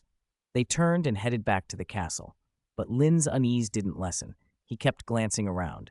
22 held at the ready. The poacher was bound and out cold. What threat remained? He watched the man carefully. The forest was dark and quiet aside from normal nocturnal sounds. Then a sudden night wind rose from nowhere. Leaves whispered in the ancient trees, and Lynn and Ollie's robes fluttered. The gale made the hairs on Lynn's skin stand up. His sense of danger spiked like a lit fuse. The wind blew aside the thick clouds that hid the moon. In an instant, a full moon hung high and unobstructed, moonlight pouring down like a waterfall. The moment the moonlight touched them, the unconscious man twitched, then snapped his eyes open. "Not good!" Lynn reacted instantly and fired as the man's eyes opened. "Stupefy." The stunning spell hit his chest, but this time it was like throwing a stone into the ocean. A low, guttural growl rose from the man's throat. His body swelled and contorted. The ropes snapped easily. Hair sprouted across his face in visible clumps. A snout pushed forward, revealing white 21s, and his hands and feet lengthened into curved razor claws. "Werewolf?" Lynn's pupils contracted. He'd only ever seen one in textbooks. This was his first transformation in person. "Lynn, Ollie, run! Back to the castle! Fang! Get back!" Hagrid shouted. The transformed man, or rather the wolfish creature, still bore a few of the man's features but had grown much larger, covered in coarse, grayish-black fur. He tilted his head and howled at the full moon. The wound on his arm began closing before their eyes. Hagrid didn't hesitate. He aimed his crossbow and pulled the trigger. Thrum. A specially made, heavy bolt flew out and slammed into the werewolf's chest, driving it back and pinning it against a large tree. The creature howled in pain and twitched, momentarily immobilized, but the danger was far from over. "Oh, woo! Woo!" From deep within the forest, answering howls rose, first a few, then many, from all directions. The sounds converged on the moonlit clearing. Lynn finally understood what that incoherent 10 had been trying to say with a large pack, more precisely, a pack of werewolves. Ding! Mission issued. Successfully escape from the encirclement of the werewolf pack and retreat safely to Hogwarts Castle. Mission reward, absolute evasion. Effect, any detection directed at you will automatically ignore or bypass you before it touches you. Forget, I said anything if they see you with their naked eyes. The system's notification chimed in his mind. Lynn thought, this would have been useful earlier, might have saved me all the trouble of making 11 to block the Ministry's detection. A woo, another howl echoed. Hagrid, forget that werewolf. They're coming from all directions, Lynn shouted. 116. Howl! Howl again! The wolf call cut through the brief silence of the forbidden forest like a battle horn. Under the moon, black shapes streaked from the trees, moving with unnerving speed. They ran on all fours or leaped like men. Their eyes glowed red in the dark. In an instant, 7 hulking werewolves, bristling with fur, hemmed in Lynn, Hagrid, Ollie, and Fang in the clearing. They snarled low and threatening, saliva dripping, but stopped about 10 feet away and formed a wary ring. Most of their attention was fixed on the big tree at the edge of the clearing, where the first werewolf, the one Hagrid had pinned with his arrow, hung slack against the trunk, moaning faintly. Even under the moon's frenzy, their animal instincts weren't entirely gone. They recognized an injured packmate and Hagrid's terrifying crossbow and gigantic build. For a moment, the pack hesitated. Ollie fished a palm-sized metal plate from his pocket, a disposable shield generator from one of Lynn's alchemy experiments that could spin up a preset Protego in an instant. Protego! Clang! A shimmering shield burst out from Ollie, enveloping him. Lynn, ready for violence, blinked in surprise instead of attack. Huh. Full moon madness and blind rage? These creatures were circling and watching. He thought of the textbook descriptions. Werewolves who completely lost their humanity and killed only by instinct, and felt the entry needed correction. Not moving? Fine. Lynn's eyes went cold. He focused on the 3 werewolves directly ahead. An invisible force snapped onto them, as if their limbs had been filled with lead or plunged into bog. Movements that had been quick and lithe became heavy and sluggish. Even their growls choked off in their throats. Reducto. He tapped his wand twice, precise and ruthless. 2 spells struck the heads of the most immobilized werewolves. Bang! Bang! The 2 didn't have time to scream. Starting at their skulls, they cracked and shattered inch by inch. Bone, fur, flesh powdered in an instant, and then flaked away like ash. The sudden, brutal deaths sent a fresh shock through the rest of the pack. Whatever respect they'd had for Hagrid's crossbow and the pinioned creature was drowned by a more primitive frenzy and the scent of blood. A woo! The pack howled and surged forward at once. Claws and teeth flashed in the moonlight. A foul, cold rush of breath hit them. Back off! Hagrid hurled aside the unwieldy crossbow and struck like a falling boulder. His fist, the size of a pot, smashed into the lead werewolf, slamming into him from his left. Bang! Crack! The sick, brittle sound of broken bones was followed by a short, tragic howl. The creature was driven into the earth, blood spraying from its mouth. It wouldn't rise again. Hagrid spun to help Lynn and Ollie under the new assault, and stopped, stunned. Lynn hadn't retreated to cast from a distance. He had stepped forward. He'd shaped flame on his wand until it became a one-handed sword of fire, roughly 4 feet long, a stable, leaping blade of fiend fire that made the air shimmer with heat. He held it with one hand, controlling the inferno as if it were a steel weapon. His footwork was light and sure. As several werewolves lunged, he flicked his wrist and the flame blade traced a dazzling arc. Sizzle! A werewolf that hadn't even reached the hem of Lynn's robe had half its body swept by the burning sword. Fiendfire ate through fur and flesh. Half a scream turned the shape into a human-shaped torch until it collapsed into ash. Another leaper tried to strike from behind. Lynn spun and slashed, the blade severing throat and life in the same instant. 2 gone into smoke.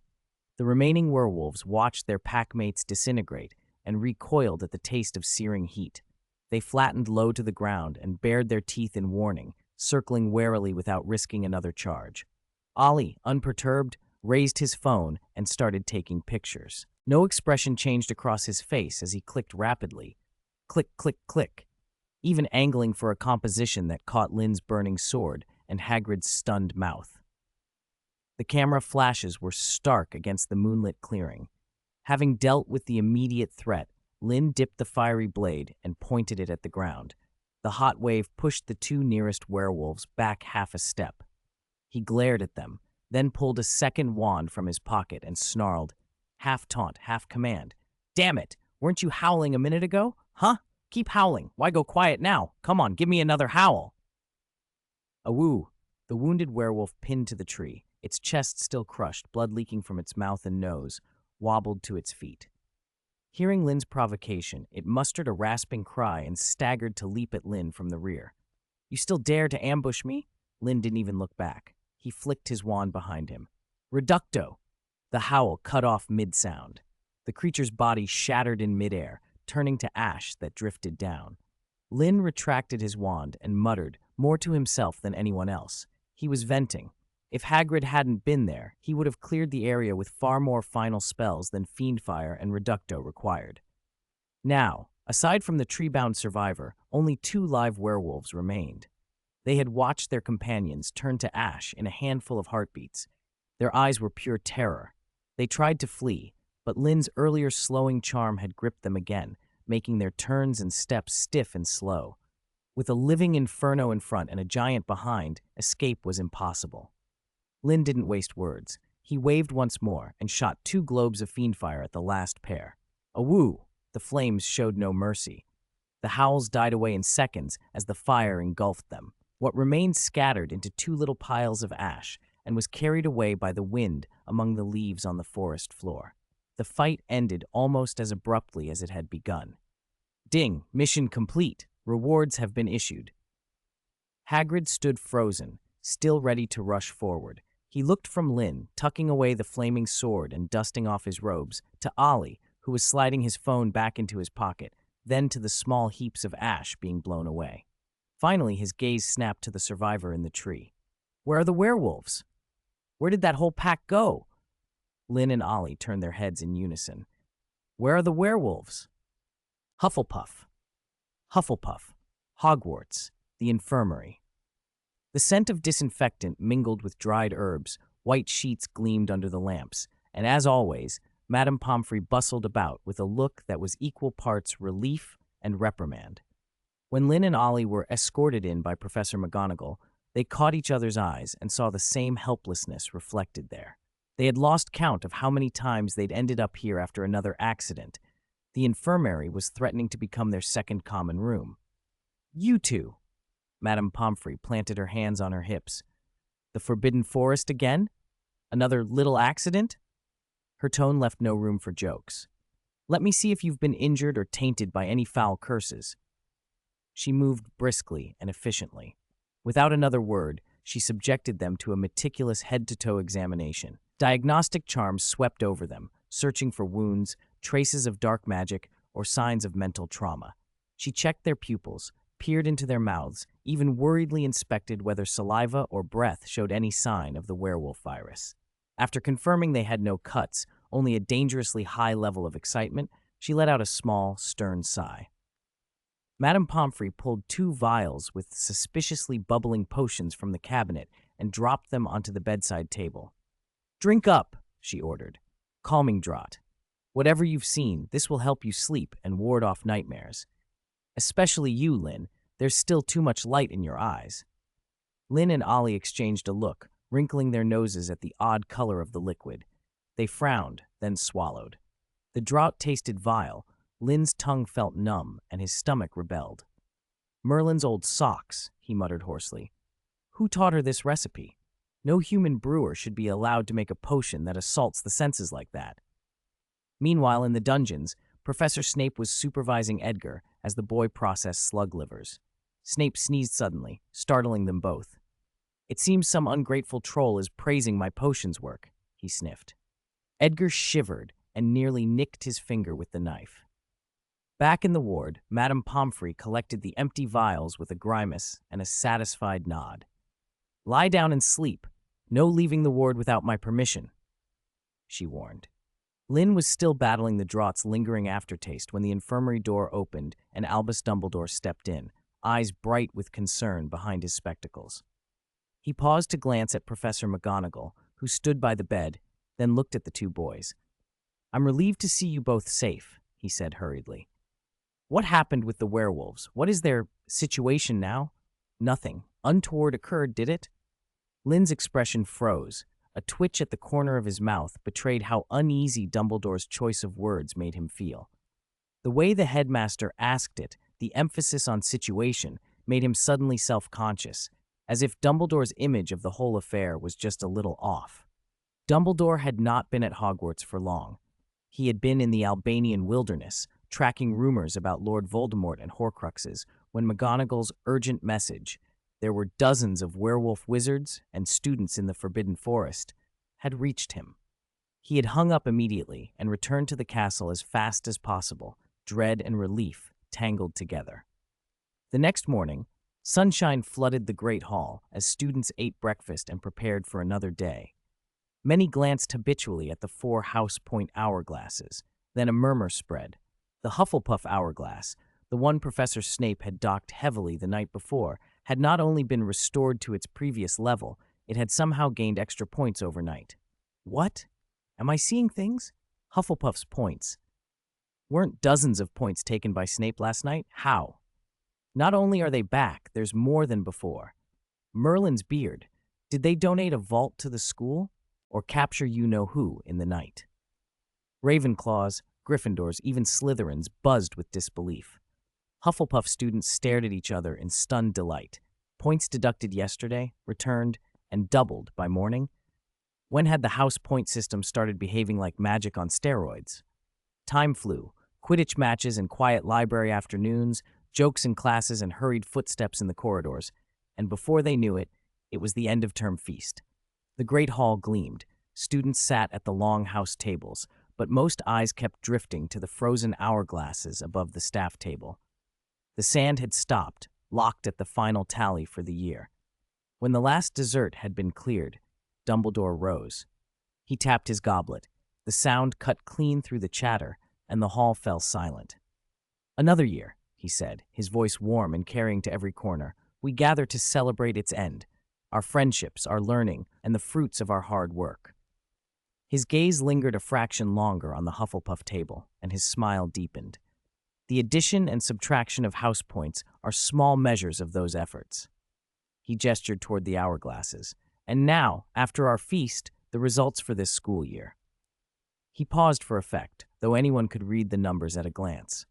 4th place, Gryffindor House, 352 points. There were sighs and reluctant silence from the Gryffindor table. 3rd place, Ravenclaw House, 426 points.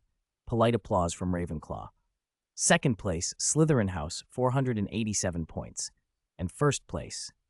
Dumbledore's voice brightened, full of congratulation. With an excellent score of 567 points, the winner of this year's House Cup is Hufflepuff House. Yay! Hufflepuff, Hufflepuff, Hufflepuff. This is what life is all about. Woo, woo, woo.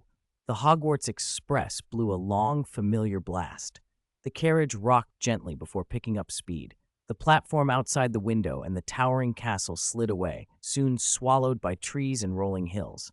Lynn and his roommates were jammed into a compartment again, trunks and owl cages crammed into the luggage racks. Laoba peered through his cage at Edgar's tawny owl in the next one over. The whole car had a lazy, comfortable air. Edgar was busily unwrapping chocolate frogs. William had spread out a dense-looking arithmancy book that might as well have been required summer reading, and Ollie stared blankly out the window. Lynn, barely settling in, produced an eye mask, slipped it on with one smooth motion, and leaned back like he intended to sleep straight through to King's Cross. "Hey, Lynn!" Edgar called around a mouthful of chocolate frog. "Ready to sleep already? The train just left. It's going to be hours. You seriously gonna sleep the whole time?" Lynn peeled off the mask and answered lazily. "What else is there to do on a train? Watch you two eat snacks? Listen to William lecture about the 12 basic models of arithmancy? Or count trees with Ollie?" He paused, as if remembering something. "How about I hop off halfway, run to a platform stall, and pick up some special souvenirs for you lot? Don't move, I'll go." "Stop right there," Edgar interrupted. "Hands up. Curl up and roll out of my sight this instant." Lynn shrugged, pulled the eye mask back over his face, and muttered, "No appreciation for altruism." "Seriously, Lynn," Edgar said around another bite, "any plans for the break? You aren't planning to just sleep at home for 2 months, are you?" Lynn considered. "Plans. I'll probably travel. Home is boring. I've got money, so why not?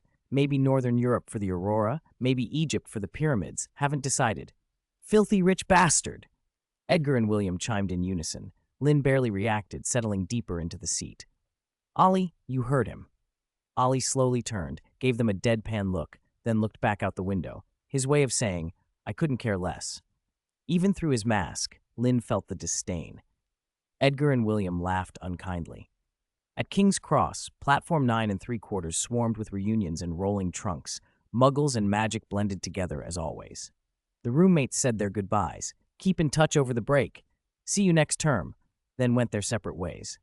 Lynn carried his trunk through the crowd and soon found himself back at his quiet, slightly secluded manor. Summer had officially begun. Night. In Lynn's study, only a single desk lamp burned. He slumped in a soft armchair, Prewitt's comprehensive combat open but ignored. Gurgle, gurgle, his stomach complained loudly in the hush. I'm hungry, he said, setting the book aside and rubbing his belly. He couldn't be bothered to cook for one, despite a well-stocked kitchen. His gaze settled on an ornate brass perch in the corner. Lao Ba, he drawled. It's late. How about you earn your keep and fetch me something to eat? Something simple, a sandwich, a fried egg. Lao Ba cocked his head, eyes squinting, beak clicking. What's this? Expect your owl to cook for you? Why not expect a puffskein to knit you a sweater? Fancy a rat? Fresh, still squeaking. I'll go fetch one now. Guaranteed original flavor. He finished with a disdainful chitter. Sighing at his bird's attitude, Lynn straightened his rumpled pajamas and gripped his wand. With a soft crack of magic, he vanished from the study. London, in the narrow service space between the kitchen and dining room of a busy Chinese hot pot restaurant. The air was thick with beef tallow, chili, and spice. A new waiter balanced a tray piled high with fresh tripe and duck intestines, heading for a private room. Crack! A boy in pajamas, hair messy and clutching a long, thin wooden stick, appeared out of nowhere in the empty space. Fk! The waiter yelped and his hands shook. The tray wobbled. Food threatened to spill. Quick as a flash, Lynn flicked his wand. The tray steadied, hovering as if held by invisible hands. Then, soft and precise, he murmured, "Obliviate." A pale light crossed the waiter's eyes. The terror locked on his face melted away, replaced by a blank, momentary daze. Lynn lowered the tray back into the man's hands, smiling apologetically. Sorry, got a bit hungry and rushed in. Scared you, didn't I? The waiter blinked, dazed, then shook his head as if clearing a fog. No problem. Sir, are you eating in? How many? Just one. Lynn slid into an empty window seat like he belonged there. He rattled off his order as he sat. Spicy beef tallow base, extra spicy. One serving each of sliced lamb and fatty beef, shrimp paste, tripe, ox aorta, duck blood, frozen tofu, lotus root, potato slices, and a portion of hand-pulled noodles. A bottle of chilled plum juice, please. He sounded like a regular. The waiter scribbled it down while stealing another look at the boy, who had apparently appeared from nowhere, shrugged off the oddness, and ran to place the order. Lynn rested his chin on his hand, eyes half closed, watching the night view of London and smelling the spicy steam already starting to roll out from the kitchen. This is the life, he thought. A little obliviate, an unconventional entrance. Details. Right now, all that mattered was a steaming bowl of hot pot to soothe his rumbling stomach. The waiter worked efficiently, and before long, all the dishes Lynn had ordered were brought out. The spicy hot pot base, red oil bubbling, gave off a sharp, mouth-tingling aroma. Bright red rolls of mutton and beef were neatly arranged, translucent shrimp paste, crisp tripe, golden ox throat, dark red duck blood, snow-white tofu, and refreshing lotus root and potato slices. A dazzling spread covered more than half the table, with hand-pulled noodles and chilled plum syrup on the side.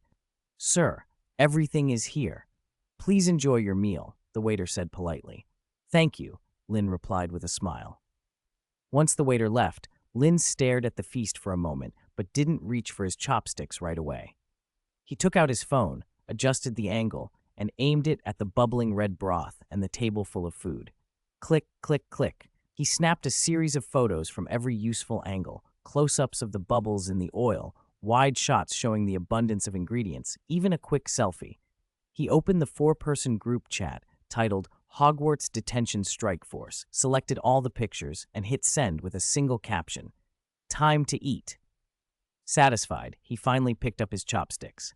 He took a thin, evenly marbled slice of mutton, swished it through the boiling red soup 7 or 8 times until it went from bright red to pale gray, dipped it into his specially mixed dipping sauce, blew on it, and popped it into his mouth. The spicy, savory flavors erupted on his tongue. Lynn closed his eyes in pleasure. His phone on the table began to vibrate insistently. Buzz, buzz, buzz, buzz, buzz, buzz, buzz, buzz. The notifications ran together. He unlocked the screen and the group chat flooded his display. Edgar, do you even know what you're doing? Eating hot pot in the middle of the night in your pajamas? Are you even human? Crying cat head, a ham and egg sandwich that looked hearty but plain, more than half already bitten, set against the familiar wallpaper of the Burns kitchen. Send the address now. Immediately, there's a 62% chance I'll make it before you finish eating. I'm coming too. William? Ollie? You can't do this. Hold your ground. Resist the temptation. Think of our Hufflepuff. Okay, I can't keep this up. Is it too late for me to call a cab? Lynn almost laughed. He swished a piece of tripe 7 up, 8 down, nudged the phone, and replied. Lynn, hurry up. The pot just started boiling. Everything's fresh. First come, first served. I won't wait for latecomers. Cool dog head with a rose in its mouth. Less than 3 seconds later. Received. ETA, 12 to 15 minutes. Save some shrimp paste and tripe for me. Summoned the night bus. Be there soon. I'm almost done with my sandwich. Why didn't you post this earlier? Angry, angry, angry. A torrent of furious emojis flooded the chat. My house is way farther from London than yours. Even if I leave now, I won't make it while it's still hot. Lynn, you just wait. I'm going to eat you out of house and home when school starts. The messages died down after Edgar's string of helpless, furious emojis. Lynn shook his head, smiling, set the phone aside, and got back to his meal. He did, however, thoughtfully set aside the shrimp paste and tripe William had asked for, asked the waiter for 2 more place settings, and ordered a few extra portions of meat and vegetables. About 12 minutes later, the restaurant door opened and William walked in. Efficient as always, Lynn said, pointing to the empty seat across from him and the saved dishes. I kept the shrimp paste and tripe for you. Pour yourself some plum syrup. William nodded, sat, wiped his glasses with a lens cloth, and picked up his chopsticks with crisp, decisive movements. Ollie said he's taking the night bus, so he should be here soon. Before he finished, the door opened again. Ollie stepped in wearing a dark coat and looking slightly out of sorts. He scanned the room, saw Lynn and William, and made his way over. He sat down beside Lynn, nodded at William, and then took in the bubbling pot and the spread. He picked up his chopsticks. Everyone's here. Let's eat. Lynn lifted his glass of plum syrup. Using syrup instead of wine. Let's celebrate our, first summer break get-together. William pushed his glasses up. Cheers. Ollie said nothing, just raised his glass and clinked it. The 3 of them soon plunged into the friendly war over the hot pot. Wait. Lynn grabbed his phone again, opened the camera, leaned back, and framed William, wiping his glasses. Ollie, who had just set his glass down, his own face, and the chaotic, lively remains of the meal in the background. Look at the camera! Let's commemorate our hot pot night! William instinctively looked up and adjusted his glasses. Ollie turned his head slightly. His face remained calm. Click. A group photo was born. 3 young wizards in various outfits around a messy table under the warm yellow lights of a Muggle hot pot restaurant. Without even checking the result, Lynn posted it to the group chat with the caption, Midnight Snack Squad, all assembled. The chat exploded almost instantly. Edgar, a cartoon badger exploding with rage, fur standing on end. Blazing fire of rage. Edgar, a small knife dripping with blood.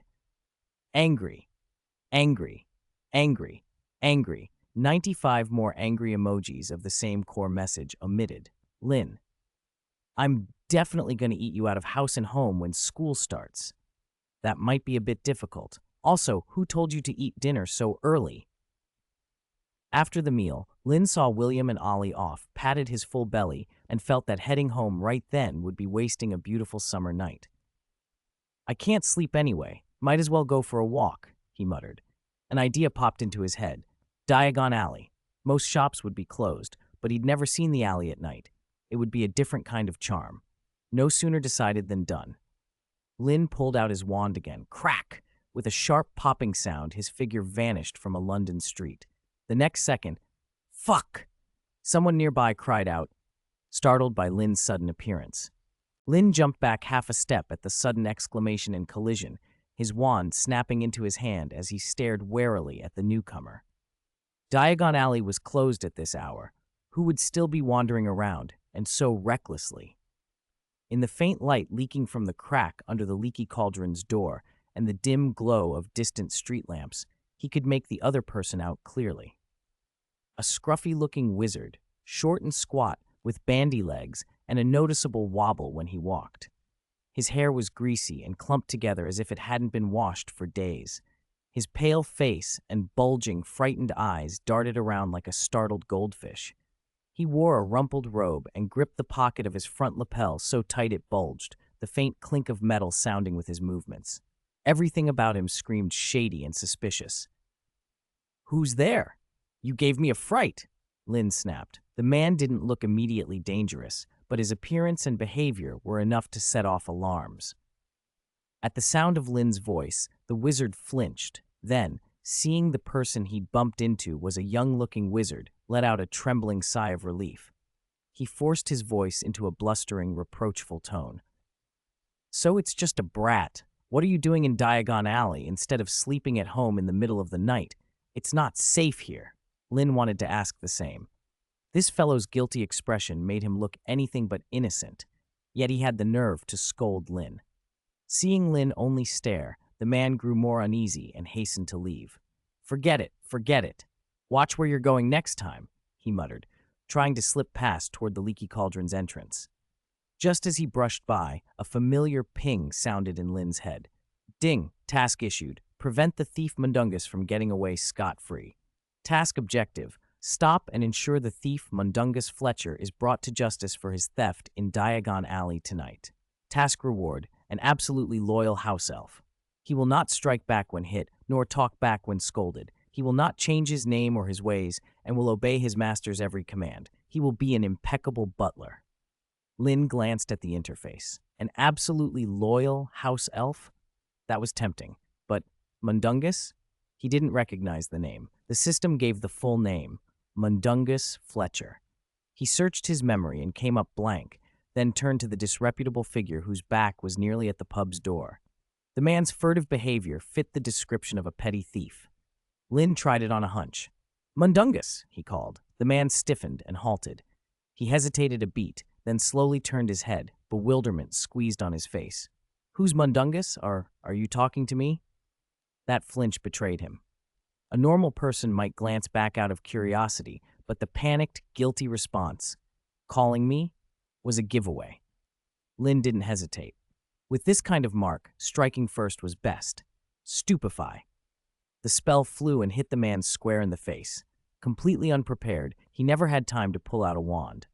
There was a short grunt, his eyes rolled back, and he collapsed face first onto the cobbles, unconscious.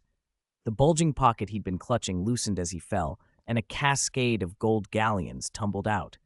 Silver sickles and bronze nuts rattled among them, along with a couple of small, expensive-looking golden trinkets, likely pilfered from a counter.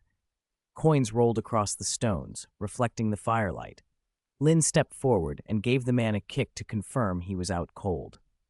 The task didn't register as complete on the interface. Subduing him wasn't enough. He had to ensure Mundungus was handed over to the proper authorities, which meant either hauling him to the ministry or attracting aurors. Lynn didn't fancy a nocturnal trip to the ministry, nor waiting around. He'd have to make it look like someone else found him. He pointed his wand at the fallen man's temple. Obliviate. Carefully, he erased Mundungus's memory from the moment they'd collided up until he'd been knocked unconscious. When the man woke, he'd only remember stealing something and then mysteriously passing out while running from Diagon Alley. He wouldn't remember Lynn at all.